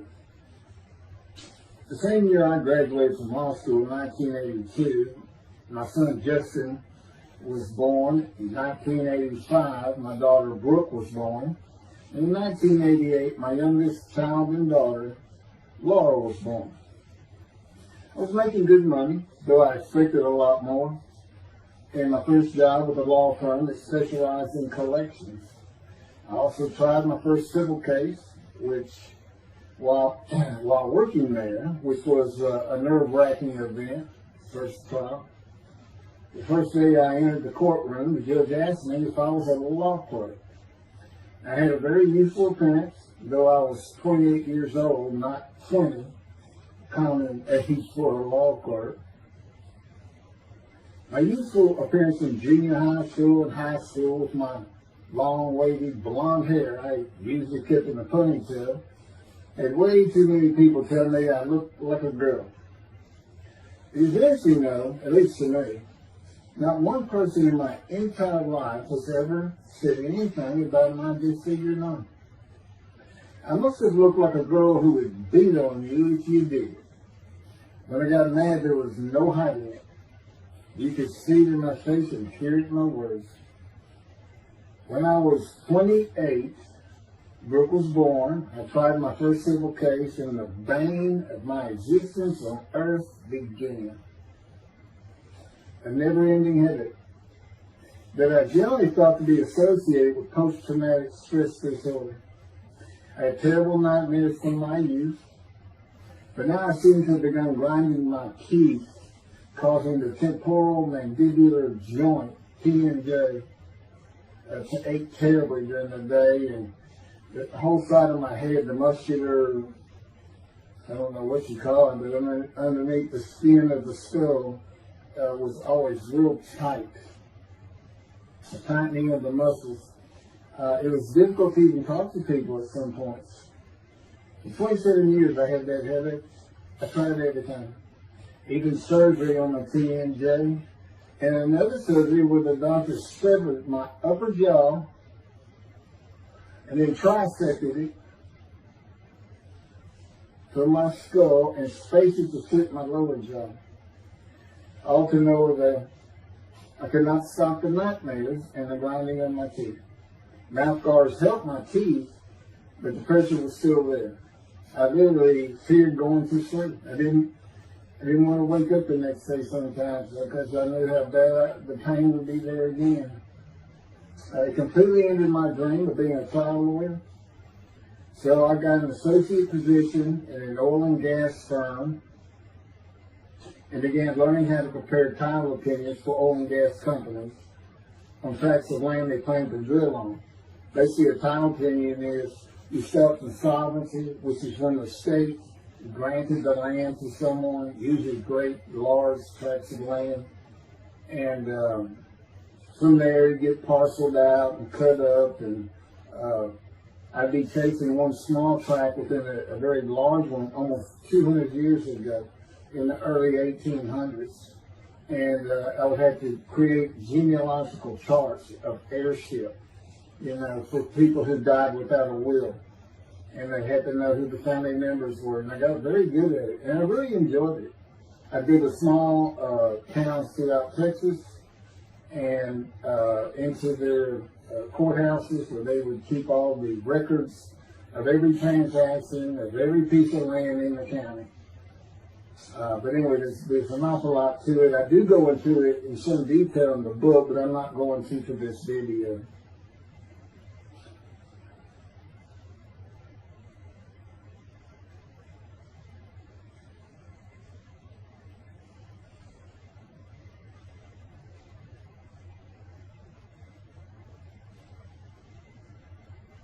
Eventually, I had my own firm. It's just me. In my own office, and I was doing very well, though billing hours for title work is generally lower than other areas of the law, by the hour.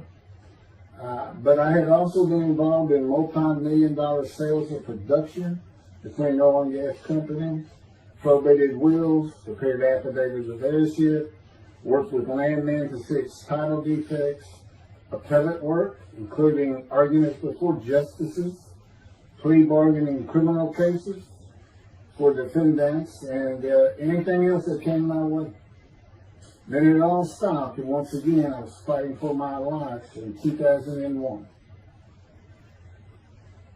This is chapter 6, skin, colon, and lung cancer.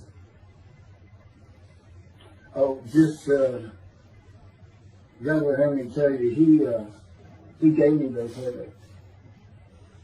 When he came to me, I stopped having nightmares. He provides my dreams for me now, and often as a learning experience. But the grinding of the teeth, everything stopped, and I thought it was just because I wasn't having nightmares. And took away any symptoms of PTSD, for which I was receiving money from an insurance company for disability, partial disability. And that went on for about 7 years. Then one day we're out walking, year 7 or 13, and I had that headache. It just came.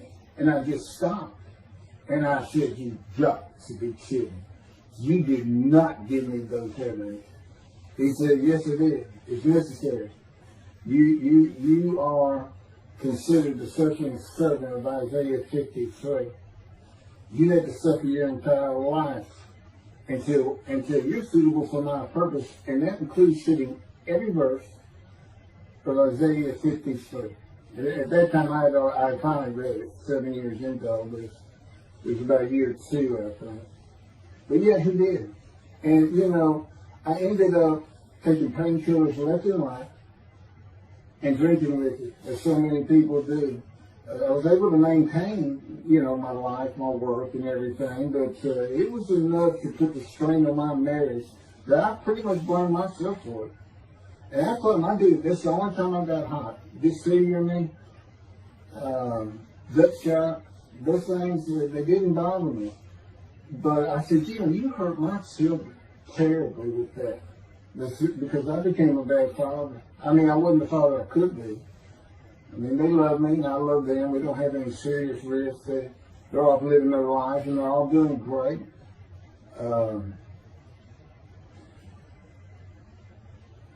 But if they consider themselves anything, they're Christians. And although I don't think any of them are overtly religious, or that they're in church every Sunday or anything like that, but when I started going to the conservative synagogue here in town, and I told him I was converting to be Jewish, they're pretty much just saying I would be a Jew, I guess. I'm not sure that I didn't believe in Jesus. There's probably more of it, God says.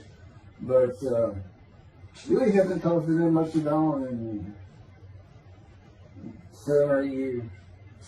But anyway, so God gave me the headache, just to make sure.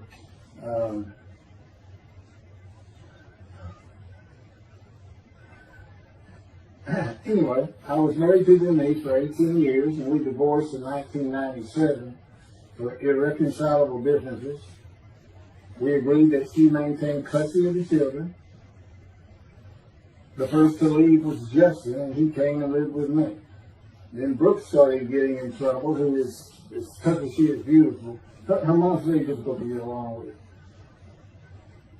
Justin was a lot like me at his age. Trouble followed him everywhere he went. Like me, he was hard to talk to, and like me, his getting out of high school was a coin flip. He's doing great. He learned the oil and gas landman business, and I helped him out as much as I could, and friends of mine helped him out even a lot more. And he's very successful in it. Married, no children. Laura's married, no children. She's got a great job. And Brooke is married with 2 children. I have 2 grandchildren. Long life, fetus children. You'll see what I'm talking about, long life, when I get to lung cancer that God chose to crush me with. Something had to be done, and to make matters worse, Denise had met a man, and they were going to get married. But he didn't want Brooke. to be part of their new family, or Justin for that matter. He wasn't going to go stay with them anyway. Now, I had 2 of the children, and she had 1, but all still in her custody according to the divorce decree. So anyway, I stopped paying child support on those 2. But had not gotten around to the proper revision of the divorce decree when I took Justin and Brooke with me to live on the Big Island, Hawaii.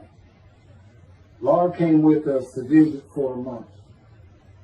This oversight on my part resulted in Denise and now her 3rd husband filing papers in divorce court for past child support for all 3 children, for the time I had begun paying her 1/3 of the original amount. I represented myself. I had 1 contempt of court and was locked up for a day, but I never had to pay that money. By verbal agreement, I sent Laura back exactly 1 month later. I could not leave her out, and I wanted her to see where her brother and sister would be living. They were all so close and protective of each other, and still are to this day. And she was so sad. One of the hardest and emotionally painful things I have ever done was put her on the plane back to Houston. I can't think of anything else. The backdrop to moving to Hawaii was my firm was in dire need of new work. But the oil and gas industry was down. It's always up and down. And my clients were not drilling. A landman I knew called and said his sister in Hawaii, a brilliant idolater, but not a good businesswoman, needed help resolving creditor issues stemming from her new offices and equipment purchases. I told him it was a good time for me, as things were slow, and who's going to come down the street since trip to the Big Island, Hawaii. So I went and took care of everything without charge, but of course everything was paid for. When I came back to live in Hawaii at the urging of the doctor that I had helped, who did not like the look of an abrasion on my chest, and it had been there for years, I was examined by a friend of hers, and it was cancer. I don't remember what the doctor called it. He removed it in surgery with a 6-inch diameter circular cut, and it was not malignant. I could practice in just about any area of the law. And all I had to do was pass the Hawaii bar exam, one of the toughest in the nation. While studying to the bar, my body, all at once, in a moment, told me something bad was wrong with me. I had been running, swimming, and riding my bike everywhere I went, letting Justin have the car, and had been feeling good and strong. In a moment's time, I was weak and sick while grocery shopping, and there was a pain in my belly and my abdomen. I did not know it, but a large tumor in my colon had burst through my colon, and I was bleeding internally. I did not go to a doctor, which I guess is my nature. That, and I did not have medical insurance. Anyone asking for help,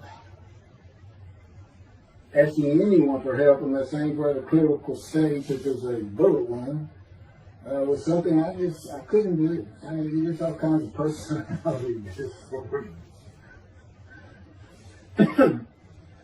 I thought surely it would pass, and decided to just give it time and bear up to the abdominal and belly pain. I continued studying and took a Hawaii bar on Oahu and Honolulu in the summer of 2001. I had lived in pain for so many years from my headache, and passing the bar was so important. I just kept going day by day. Pain was getting worse, and but I kept exercising. It's the only time I didn't focus on the pain. I had always been a fast healer, and I thought that any day it would just go away. I finally could no longer take it. Brooke, it turns out, was in Houston visiting with her mom, and I left Justin at our little, we called it the little room shack. It wasn't much to it. We weren't there very often, really, except to sleep. And went to Houston to find a doctor for diagnosis, staying at my parents' townhome. This is where I'm at now. I had allowed my major medical insurance to lapse using premiums for child support when things had gotten lame. I just needed someone to tell me what was wrong. I would find a way to take care of whatever the diagnosis was.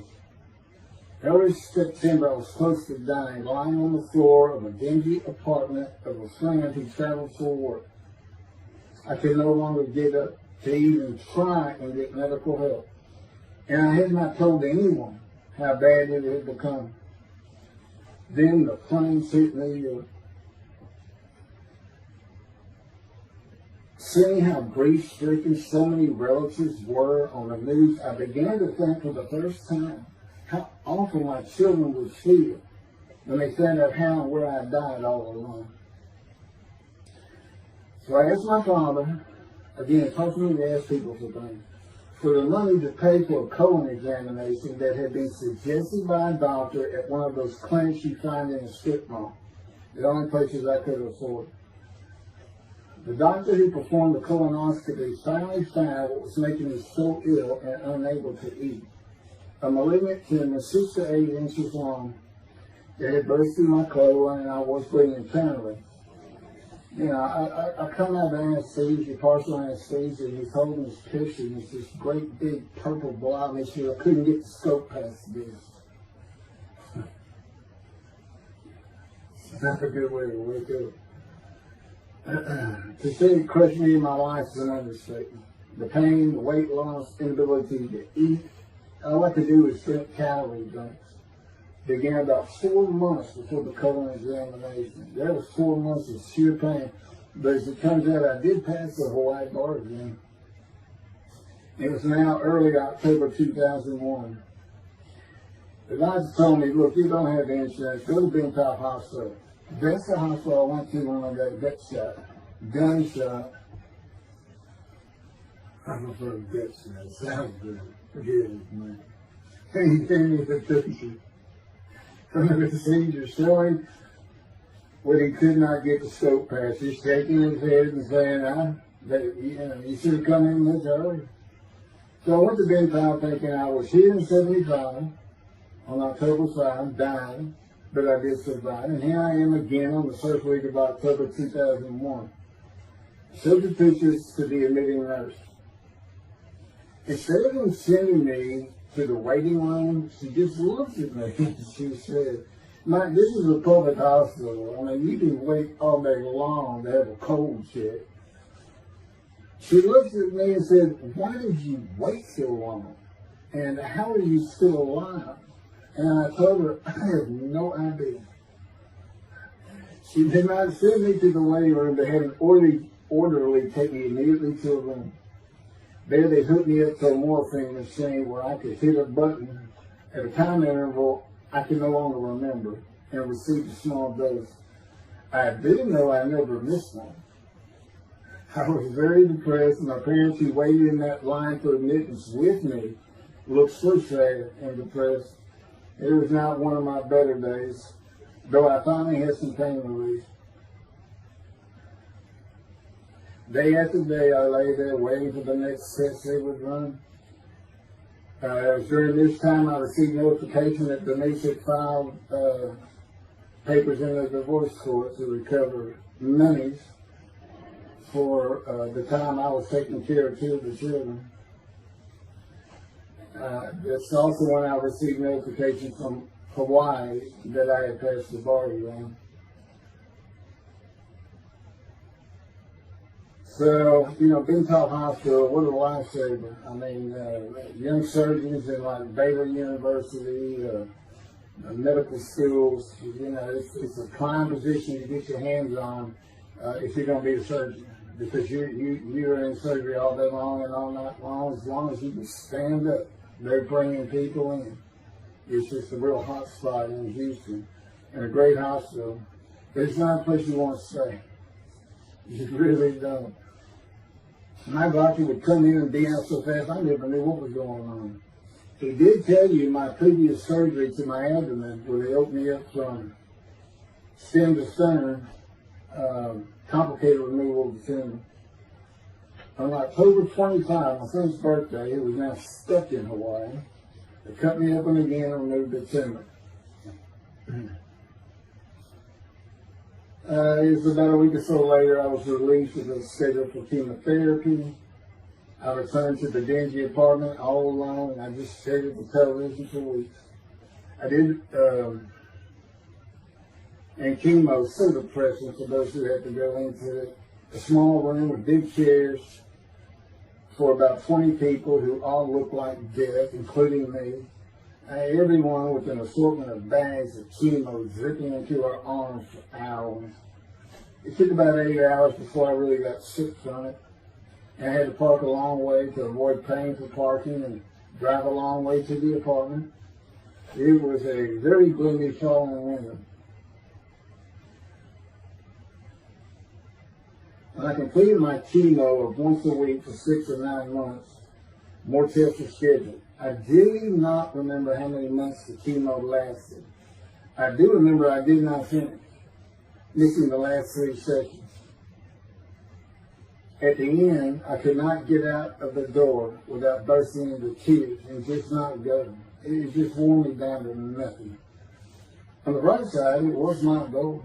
I had my own apartment called the Loft. It was brand new and very nice on a bayou close to downtown Houston with a running trail alongside it and lots of woods near Memorial Park where I had been running a 3-mile circuit since high school. I returned to being called for follow-up tests, including x-rays of my chest, and the colon cancer had not returned then and to this day. The chest x-rays were another matter entirely.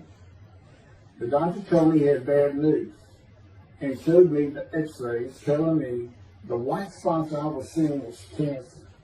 They were everywhere.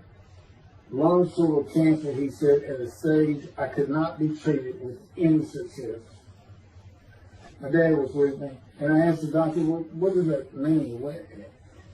And when he said you need to prepare for death, the look on my father's face was so sad and hurt at the same time I'll never forget. And we've been through some tough things in this house. Every house we've been in. He didn't affect me one bit. I did not feel anything. I was too deep down from the chemotherapy repair I did. God tells me I had a lot to do with that. And it's like I just, no matter what they said, I didn't think I was going to die. But I didn't know that. I just wasn't having that conscious thought. And that's what he had a lot to do with it. And of course, he hadn't spoken to me yet. I had never seen a doctor for cancer or any other ailment since that day. I had to get Justin home was all I thought about. But I needed money. I found an old pipe that needed a tile pin for a drill site well. I struggled through that and got my boy back to Houston. And it was tough. I was so weak. And it had been so long since I really had done any title work. And just going to pick the work up and visiting with the client was the major to-do for me. But we got there and I got Justin home and he went to live with some childhood friends. This is now 2002 and going into 2003. I just walked all over the running trails in a 3-mile loop at Memorial Park and in the woods day after day. I didn't think about dying, but I did start. But I did not think about suicide in my law practice either. I watched a lot of television and played video games. I watched the Tour de France for the first time and got inspiration from Lance Armstrong. I was still alive though, and the funny thing was my lungs never bothered me. I was never sick. It's because God had already removed it. After I got the news I was dying of lung cancer, he took them from me. That's what he told me. And I don't have any symptoms. Well, you'll see right here, in 2005, I picked up some title work here and there and made an office out of my loft. I bought my first motorcycle, soft-tailed lowrider Harley Davidson. First time in many years I was happy. I love riding that bike. In 2006, I did some landman work for standard day wages and began dieting and running.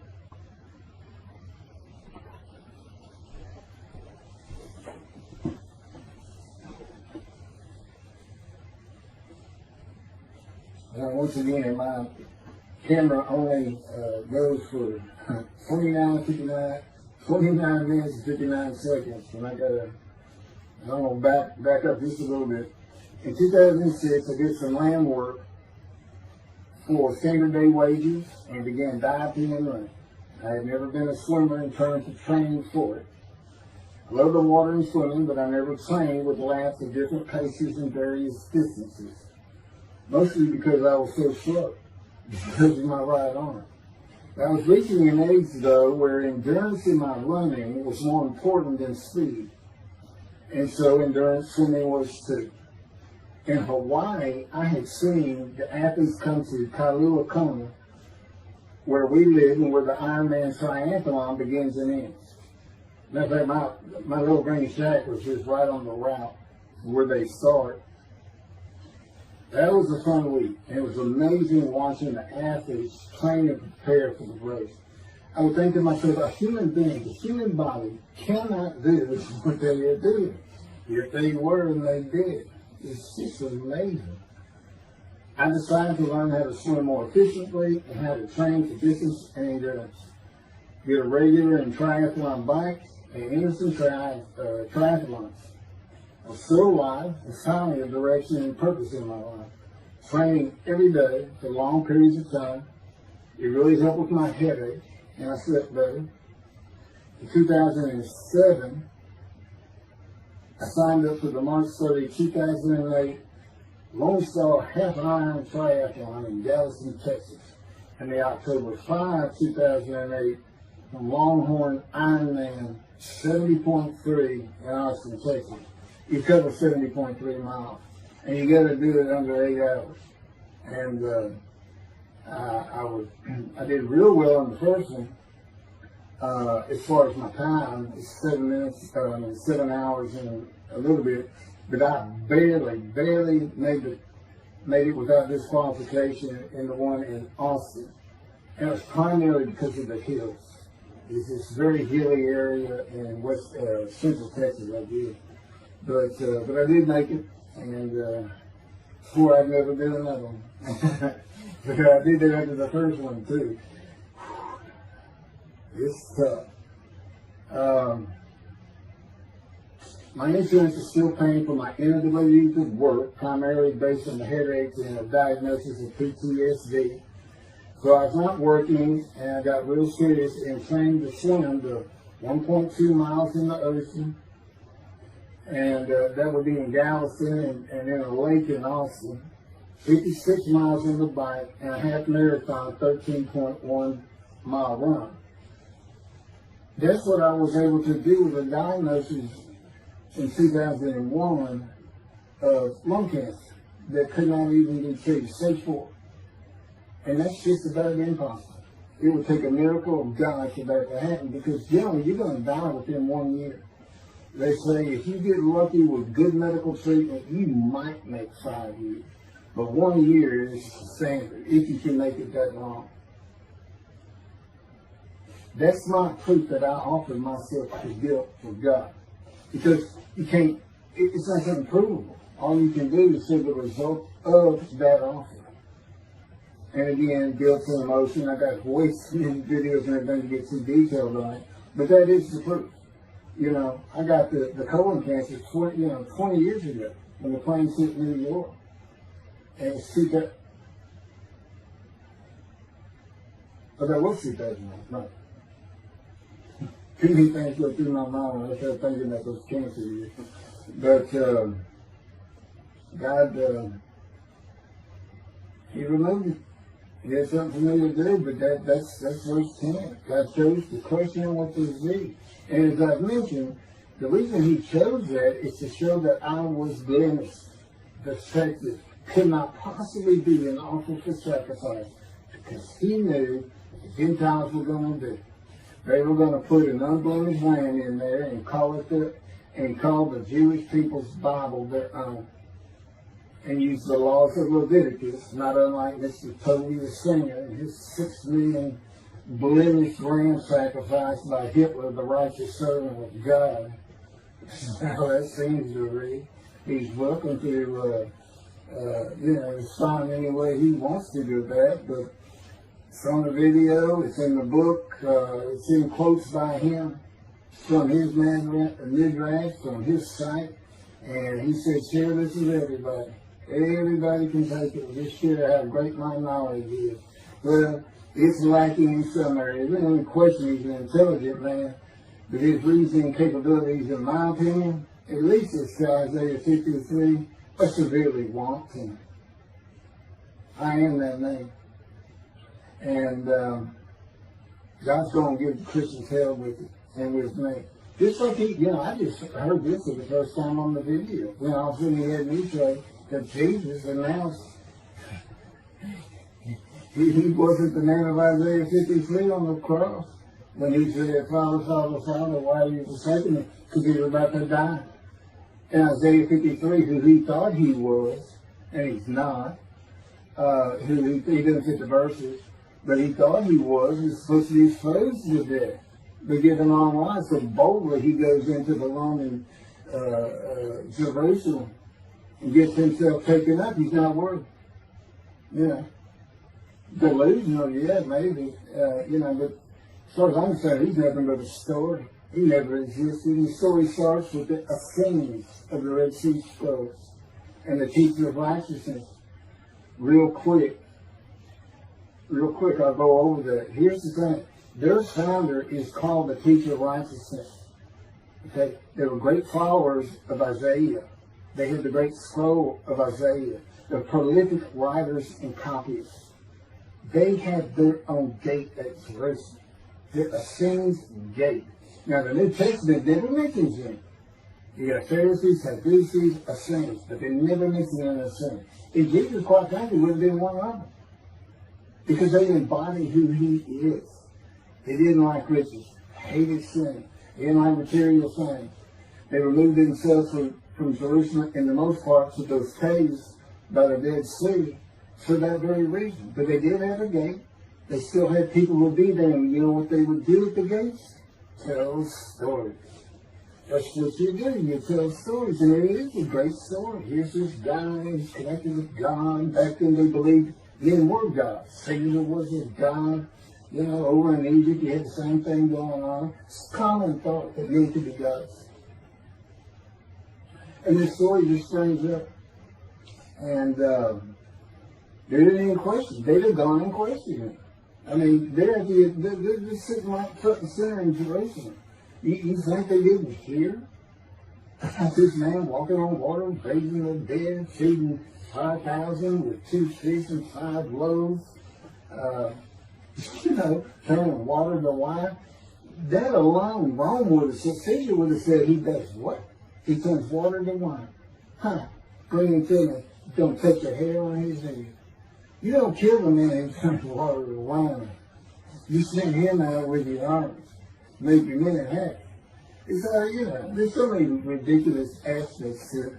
Most particularly, God performed a human sacrifice for the sinning Gentiles. He left the sinning Jews for the sinning Gentiles. But he gives them an out, these Gentiles, not his. So he gives them an out. I know. I'm going to kill my son for you. So that you'll be forgiven of violating my commandments and laws. If anybody knows God, and the Jews do, and I know him like nobody's business, that's not him. That's not him. I mean, he told the Jews, I'm never going to leave you, but I will punish you. Now that's him. That's him. And he'll put you through hell just to make you a better person, a better people. And he has no plans to change it, man. He's not going to change the minds and the thinking of billions of people to make them love the Jew. He's just not going to do it. And the practicality is, he didn't create man for him to even be able to do that. Now, he could have created humanity where he could do that. He could change the mind of everybody at the same time. I'll tell you on this, he's been working on my mind for 13 years. It is one brutal compromise. It's a very one-on-one affair. Now he says, now I could just kill everybody. I that's easy enough. That's easy. I could just kill everyone, but He said, that's why, it's all about this. You got to know how to read the Bible. It's written for antiquity first, and the Dark Ages, and then the Age of Enlightenment. I mean, basically, he's saying you've got to go back over it. You've got to check these guys. You've got to check Rambam and his speech. God's going to make the world speak Hebrew. Or, they will be able to kill. So you got to check some of this stuff. And I read Rashi's, I went through his Isaiah 53 main branch, and all I can say is very unimpressed.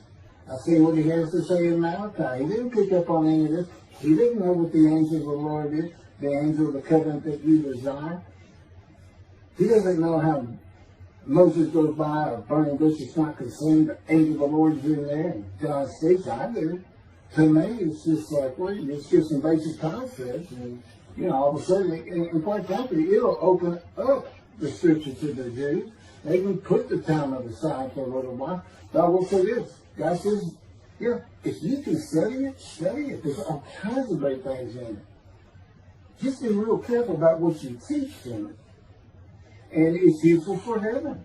If you like to talk about Talmud as a scholar with other Jews, who may very well be in a scroll of remembrance with you, you can meet up with them. Just see them in the meeting places, have them over to your room. Y'all can watch the new earth being created and the new peoples of God chosen, and watch the evolution of the chosen people. And humanity, the same as this one. God says, why would I change it? Why would I change it? When I did it, it's perfect. And you can tell the sin of that. The evolution that he's talking about, where all of a sudden the world son of the Jews been going on for over 3,000 years, and today anti-Semitism is up, and David is here. It's not going to happen. Thank you very much. I will be doing, is that 5 and 6? Yeah, that was 5 and 6. Now the book picks up at chapter 7. It's on a video when God first speaks to me. And it's just very interesting. And we'll still be putting some videos out. But I've pretty much covered all the major material. Everything from Isaiah 53, the day of the word, Lord. There's a few more things. And it's a better read than it is a video watch. But, for those who like to read. But it's covered very well in these videos. And now that I put in the personal part in, which is to show how I see Isaiah 53, and you see the difference in my life. Now that's a life of suffering. That's a life of pain. That's a life of familiar with disease. They said, gee, when he died on the cross, he was scourged, this and that. You know how much he suffered in his life? I mean, he's not even in the conversation as the man of suffering. He's not in the conversation. Thousands and thousands and thousands of people died from horrific deaths back then, and by crucifixion. Not the only one. This is descriptive of a man and his life, so you can find him, identify him. And what did he do? He never suffered. He was never sick, ever, until the last day of his life. 30 years old, he got one day, but under his belt is pain and suffering. Yeah, to me, that's not. You're not even in the conversation. I mean, that's nothing. That's not being suffering. That's just you had a bad death. Sorry. You got whipped first. You got whipped. One gospel says to the scourging was an open-handed slap to the face. Now the other three do say scourge. And then every movie you see, he's carrying that cross. He's all whooped up and bleeding, this and that. He carries the cross in one gospel only. In the other three, it's carried for him. And then he's on the cross, and what does he do? Father, Father, why have you forsaken me? And then the gospel says, one of them, and then he gave up the ghost. He gave up and died. I laid in the back of an ambulance for 8 hours, doing everything I could in my power to stay alive. Just gave up the ghost. There's another video where we make that a little bit more humorous. Anyway, thank you for listening, and I guess that's it. Thank you.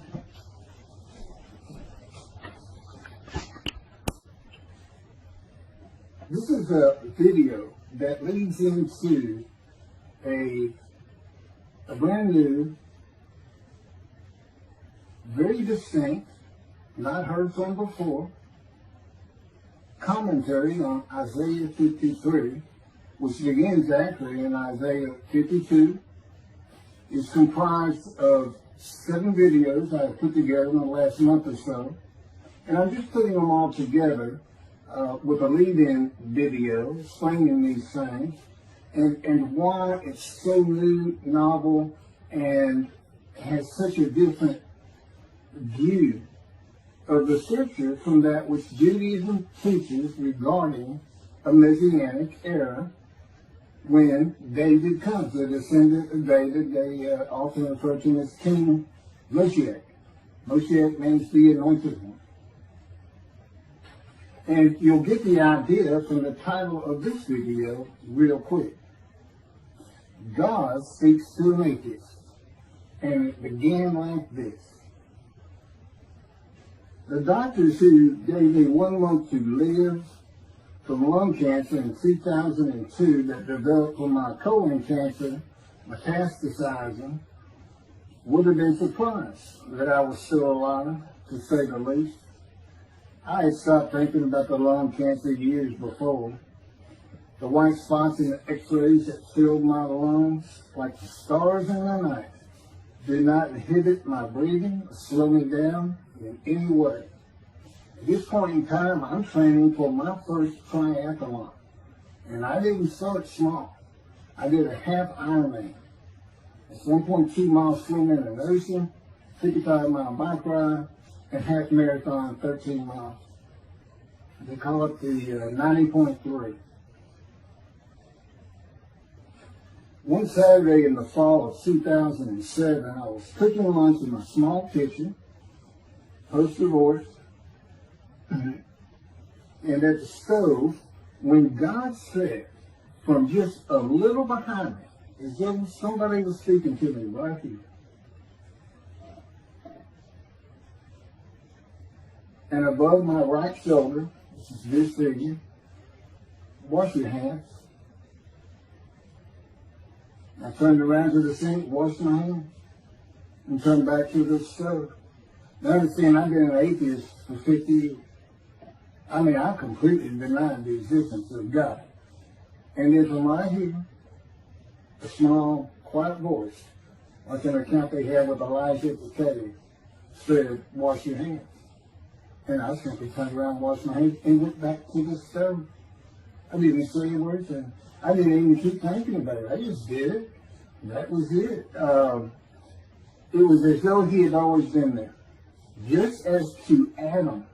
That's what I liken it to. And he dictated this to me. This is from my book, the book of my life that God dictated to me.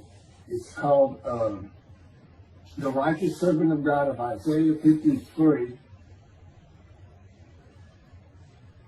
No, the life of God's righteous servant from Isaiah 53. And he put it together. And he did it because he actually came to me, as Jeremiah would say, in the womb, but in my first year of life.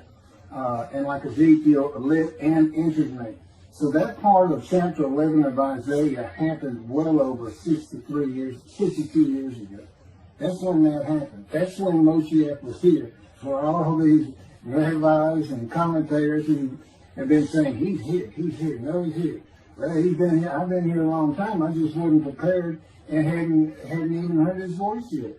But what he did, you know, with Jeremiah, he made sure he was a priestly, godly man and guided his life. With me, it was to make sure I fit every single verse of Isaiah 53 as only I can explain it, what it's for, what it all means, and live a life of suffering familiar with disease. God chose to crush him with disease that he would offer himself for guilt and receive long life to see his children. That's not proof that it happened. It told me 20 years ago, we can't treat this lung cancer. It's too advanced. You're going to die. And you're going to die real soon. You need to prepare for it. And it did crush my life. I stopped work. I just kept waiting to die. And I'm dying now. I'm training, at this point, in 2007, I'm training for a triathlon. I finally said, the heck with it all. And that's the proof. Crushed with disease, exposed to death, that's in verse 12, exposed to death, and here I am, 20 years later, still going. Haven't seen a doctor since. Never received any treatment, which is unheard of with lung cancer. And I had colon cancer before that, and I had skin cancer. I'm a man familiar with disease, that God chose to crush the disease, and these 7 videos put together as one. Obviously, I wouldn't ask or want, and I couldn't do it to listen to them all at one time. But I know you can mark your thoughts and everything. But it was spread out in 7 different videos, and I thought, well, the next video I'll do, I'll have a preamble to it and explain this. This is not fooling around. Once you learn my version, which comes from God, of when Moshiach comes, the day of the Lord, which is left out of the Messianic era. But if you ignore me, God says, as my role as Elijah, God says, when he does return to his temple suddenly, it's going to be with, and it's not there, it's going to be with utter destruction to the land. Okay, all this is explained, so I'm not going to keep going in detail and carry on with God first speaking to me, but it was as what Adam would have felt like. This is natural. I mean, to him, you know, having somebody speaking to him from above him, from up here, from within him, it's perfectly natural. And he wouldn't be falling down in reverencing and I'm not worthy and all that. It would just be this person's always talking to him and telling him what to do. The fact that he doesn't see him wouldn't probably enter into his mind. This, you know, this is the natural order of the world for Adam and me, particularly today, 13 years later. Still in God's final refinement, preparing me, and now we have the books, the unpublished, Jewish publisher, Christian publisher. I dare not even send it to them. Because how harsh I am on Jesus Christ, who said he was the man of Isaiah 53, and it's because of him I had to get crushed with cancer. That's what that's all about. God doesn't have to crush you to make you offer yourself for guilt. He just seized Ezekiel and put him through the fire of refinement, the anguish of it, and sent him off to be a prophet to the Assyrian, Babylonian exile, of which he was one, actually. Ezekiel, the book of Ezekiel is the key to Isaiah 53. That's my backer. See, God, these videos, everything, the way where he put angel of his presence and Holy Spirit, that Judaism doesn't recognize. A host of the Lord's host. It's in the book of Joshua, one time. He did it so they wouldn't find it. He knew what this was going to be about. These are my priests. This is what it's all about. He set it up for me to be this controversial. You just got to take the Messianic era of Judaism and toss it out the window. And you'll understand why, when God has me explain it to you, he controls everything I do, think, and say. Finishing preparing lunch and ready to watch a Texas A&M football game, I headed to the living room, and God said, "Get a napkin." I turned back to the kitchen and got a paper towel. Sitting on the couch from about the same place. Sitting on the couch with the television on and my plate in my lap, God said, "Get your TV tray." I got up, set my TV tray in front of me, and placed my plate on it, began eating and watching the game. That night, I was in bed reading a book. From the doorway, God said, "Tomorrow we're going to Bed Bath & Beyond, the store, to buy a shower curtain, sheets, pillowcases, and shopping journals for things that you need." I said, "Okay." and continue reading my book. That's God spoke to an atheist. That's how it started. We call it the early years now. Talk about it. It is so different from the way things are and all the same in the same breath. And I have since done this. It was by his power upon my emotions and thoughts that his presence with me was though he had always been there. In other words, when you read in the Hebrew Bible, God calls somebody's name like little Samuel, and he says, here I am. Here I am. Now there's some accounts of people falling to the ground, but he can put a silent knowing to you. He can put knowledge within you, your mind, where you never hear a word from it. In other words, put into your mind the God of all creation is about to speak to you. And he doesn't have to say, stay calm. He controls emotions. He's saying, keep it up. I created emotions. And there's nothing I can't do with yours and believe me. It's just that rooting. I'm not going to get it all there. This story goes on. It turns out he had been like Jeremiah from the womb, and he passed by that. I've never been affiliated with any church or synagogue. I've never had any teaching from yeshiva or seminary. Throughout my life, I did not. Let's say it this way. I was the actual opposite of Jesus Christ. Actual opposite. I'm a sinner. You know, I mean, he took me back. He said, look. Yeah, because I said, well, I wasn't that bad of a sinner. I was. He said, still it. Still, he go off in vision like the story of Scrooge and the Ghost of Christmas Past. I said, I'm so getting smart with him. This is just talking friend to friend. I can talk to him like he's just a buddy sometimes. There is a line I know not to cross. I said, why would you call that a sin? Why is that a sin? He said, keep it a sin. You lied. I said, you did, but if I didn't lie, I was going to jail. He said, but that don't make it good. I said, well, which comes first? Going to saving yourself? Or lying and so what? I didn't believe in you anyway. I wasn't worried about going to hell either. I didn't think about this thing. He's telling me, man, I didn't let you. That's why I was with you from the get-go. He wanted me to be fresh. No preordained, settled in thoughts and beliefs on anything. Of course, I grew up in Texas for the most part, so it would have been Christianity. I didn't associate with anybody who was religious. I didn't even know what the term Jesus meant. I didn't even know that Jesus died for my sins, supposedly, in their theology. And I didn't know that there was a problem between Judaism and Christianity. Jews and Christians, I didn't know that. I had plenty of Jewish friends. And, I was in the late 60s, 70s. My formative went into my teen years, and we treated everybody as an equal. I never thought about it, including African Americans, who in my day we just said black. I guess it doesn't go anymore.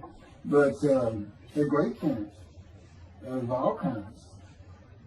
My best friend, I didn't even know he was Jewish until I saw him on Facebook 40 years later. So anyway, let me jump ahead. Okay, this is how God communicates with mankind. This is what the prophets are all about. It's not just Ezekiel, a spirit lit and entered into me. At that moment, God was speaking. And then he says, at that moment, a spirit entered into me, and then I could hear God's words. So he's saying, and that means God is in his spirit. And it's just imagine the presence of God is his mind, and it is composed of elements of the unseen realm that we can't understand, and spirit he created, and the angel of the Spirit, the Holy Spirit, he created. But that's completely different elements. His presence is different from God's presence. But they're like big clouds. And they can float together and be as one cloud. Okay, that cloud is what descends upon you. They are within me and without me. If you, this audience, was in a room with me, they would envelop you all around you. You'd be in the presence of God. The difference with me in that room is that that cloud engulfs me, flows through, it's within and without me, as though there's no break because of my physical structures. My little spirit is a little cloud that also drifted in. That's what it is. And it happened with all the prophets. If they spoke God's words, he was talking to them. He was telling them, write this down. Write this down. All these 20 books or so, the books of the prophets. Ezekiel, write this down. Let's pick this up. Jeremiah, write this down. See, the time is coming. Well, that's the time in Malachi. It all comes together, and you'll find it in all these videos. So, and it doesn't just include Moses and the prophets. The man who wrestled with Jacob. Jacob says he wrestled with a man in divine being. But, you know, Judaism doesn't acknowledge the Holy Spirit's a person, which is beyond belief, because there's so many references that this is clearly a person, the angel of his presence. But it's just God going to a man saying, hey, wake up, I'm the God of this land. See this man over here asleep? His name's Jacob. Got his head on a rock. Go jump on him and start wrestling. Don't worry about it. I'm going to orchestrate the whole thing. You'll be fine. And the guy would have said, yeah, I am. It's good. That's how he does. That was, and Judaism says the man in divine being is an angel. No, you know. That'd be like saying, I'm an angel. And you wouldn't want to say that. Well, you wouldn't want to say it to me before he came to me, because I made me mad. I had a hell of a temper, just like Moses did, and like Ezekiel did. And God knows how to knock it out of me, so you smile and laugh a lot, because I never used to. Well, you got to read the book, and you'll get it. You'll get it. And I'm just, you know, just like a lot of people, I've been through too much, hurt too much, suffered too much to have any thought that there's anybody upstairs, you know, who cares about me. It's just don't even mention his name around me. You're going to fight, or I'm leaving for you, and you'll never see me. You're going to do that. Because it just makes me. All that's gone, by the way. Lots of stories on that. Oh, and the Spirit speaks. He's got his own personality. He's angelic. He has a very childlike voice. And he's just nothing but a ball of humor. He calls it, he can have me say he's the greatest comedian of all times of the universe. And he's just a joy to talk to him. And he has the smarts of God. But I have instant communication with him. I have instant communication with God. It's like there's three persons in my mind. This one cloud, it's three clouds. It's two spirits and the elements of God's mind. And slow process of 13 years, and there's 13 years of, and this is from Isaiah 53, punishment, wounding, chastisement, maltreatment, crushing, bruising, and I'm telling you, he's relentless. These are the stories, and I have a lot more once I get to Israel, and I have full confidence God's going to get it done. There's one thing I don't worry about. 13 years, a year and a half of trying to get books published, denied by everybody who even bothered to answer me, because it's just so different. And it can only go to Jewish publishers, and it's just like, well, this isn't the stuff we believe, and it sounds like he's saying it's him, and this and that. Well, I was. God said I made sure I didn't get them published. I wanted to do the videos first. You see, I'm not on the executive committee. I don't know what's going on 99% of the time. I don't know what I'm going to have for dinner. I no longer have self-will. I can't ask him for anything. There's all kinds of reasons for that, such as, you know, if one of my kids gets sick and he doesn't heal them up, you know, cancer or something, Am I going to be disappointed? Am I going to be hurt? The answer is no. He's trained me too well to even bother asking. If he's going to do it, he's going to do it. I know he has the knowledge, and he's right here with me. So, it's a long, detailed process. I know things from his perspective. This is another reason the Messianic era is not going to happen. And it comes out in these sounds. But the Holy Spirit, the angel of his presence, we're friends. God says, I can't be friends with human beings. I said, well, we're friendly with each other. He said, yes, that's right. I said, I Googled this, and technically you are my friend. He said, well, I know, but I just don't acknowledge it. I said, why? He said, because I'm God. That's the way I am. I get to do whatever I want. And he's just messing with me. It's just like having a friend. Of course, it's a true statement. He can do whatever he wants. Now, he's pretty stately and regal. But, again, we live together. I've lived with him for 13 years now. And it's never going to end until I die. I wouldn't even know what to do. He said, if I left you, you're going to fall down dead. You're not supposed to be alive. I keep you alive. So I took that cancer from you, but I just put it back in if you do something that you want to leave. I said, well, what am I going to do? No self-will. Couldn't think, no self-thought. And I told him, I'm not even human being anymore. He said, well, what are you? I said, I don't know. I'm man and divine being, but I'm not human. I don't have self-will. That's what distinguishes a human being from an animal. He said, but I'm being the human for you. I'm providing you self-will. So you do, in a way, have it. So you're still a human being. I said, well, I'm dead. He said, why are you dead? I said, because it's like my brain's not connected to my spirit anymore. It's just like you're sending all the information in. And that's about heaven. I haven't lived the existence in heaven as to my thoughts, because in heaven you won't have a mind. The heaven for the Jewish people only, I might add. You won't have a mind. God got to provide it for you. He's got to be you for you as a completely new and different creature. Still you. It's a very amazing story on how that goes. And I'm taught all these things and literally experiencing, not only in the real, but in visions. I've had more visions than, if you count every single vision in the Hebrew Bible and the New Testament, I've had easily double that. And I'm a walking visual. God's communication, and this actually shows up in the story of Moses, he won't let me tell right now. But he puts images in your mind. Instead of saying a sentence, you get something in your mind, a picture. Anyway, I call it visuals. And you can be wide awake for those. And I can be in vision wide awake. Okay, so we finished our shopping. Shower curtains and everything. And God said, let's go to the bookstore and get you a Tanakh. To which I replied, well, what's the Tanakh? I didn't Hebrew Bible, okay. Well, I know the Holy Bible, the New Testament and Old Testament. And on we go. My son to learn for the first time.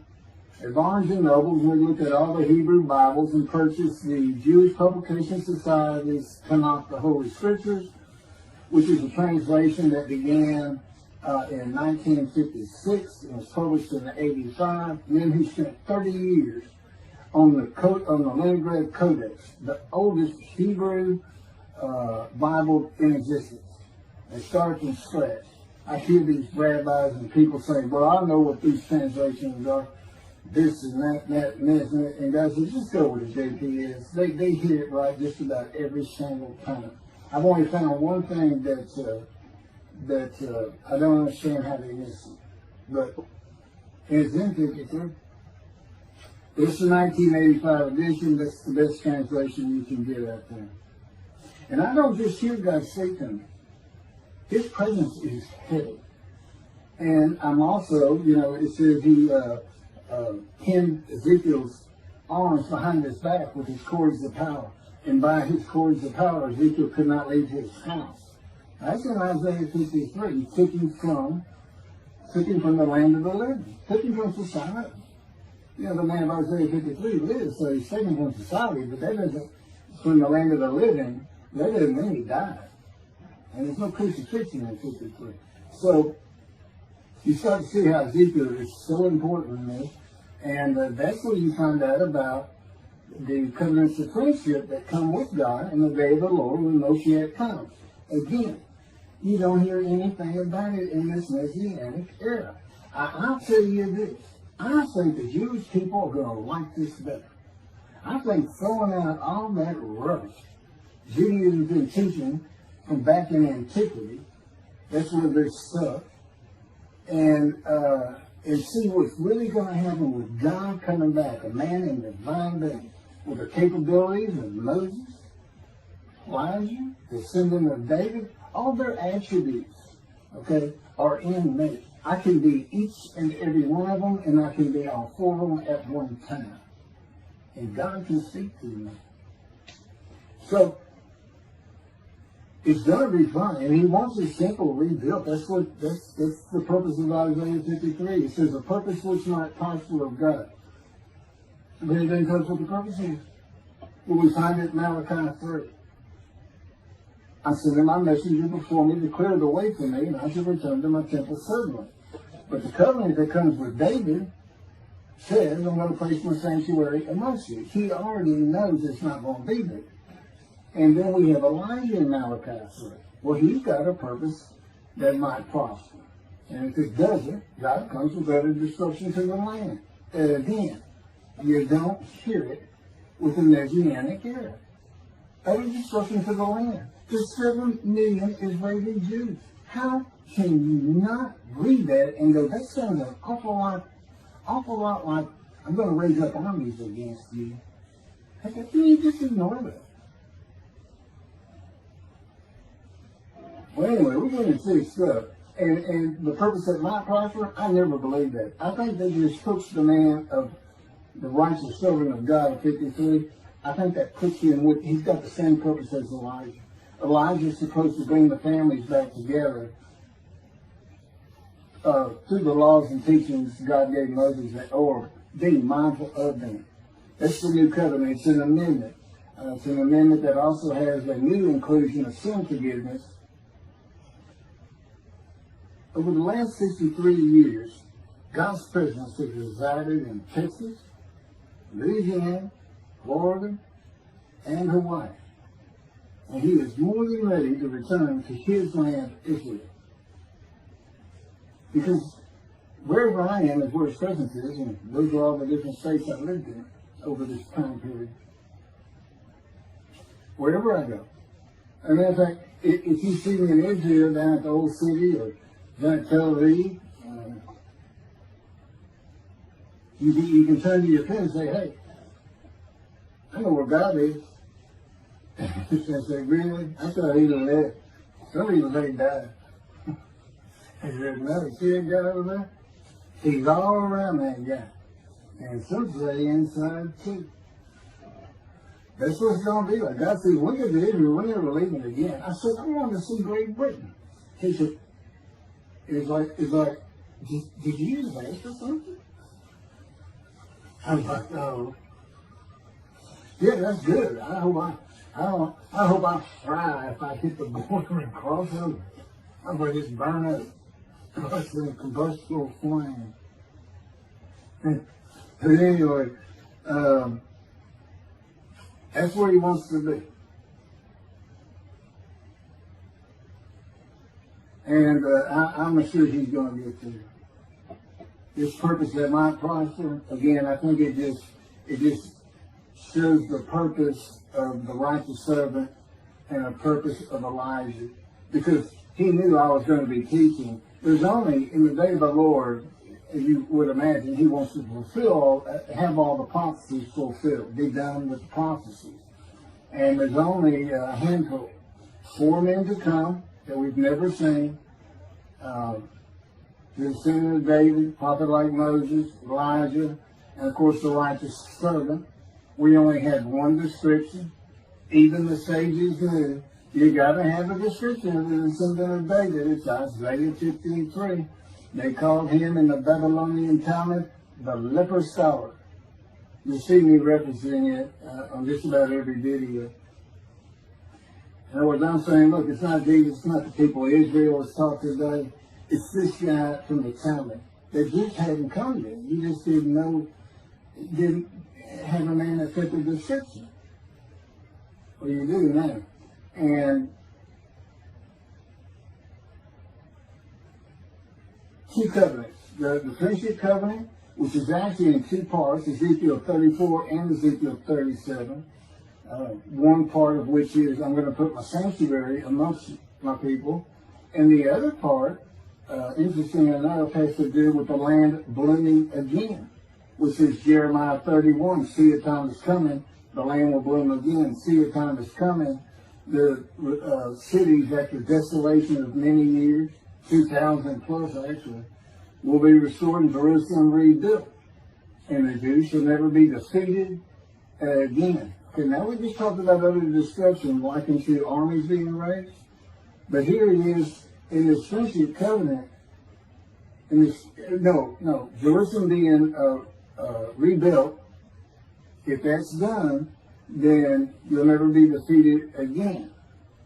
So, you look at it and go, well, there's kind of a problem between those two.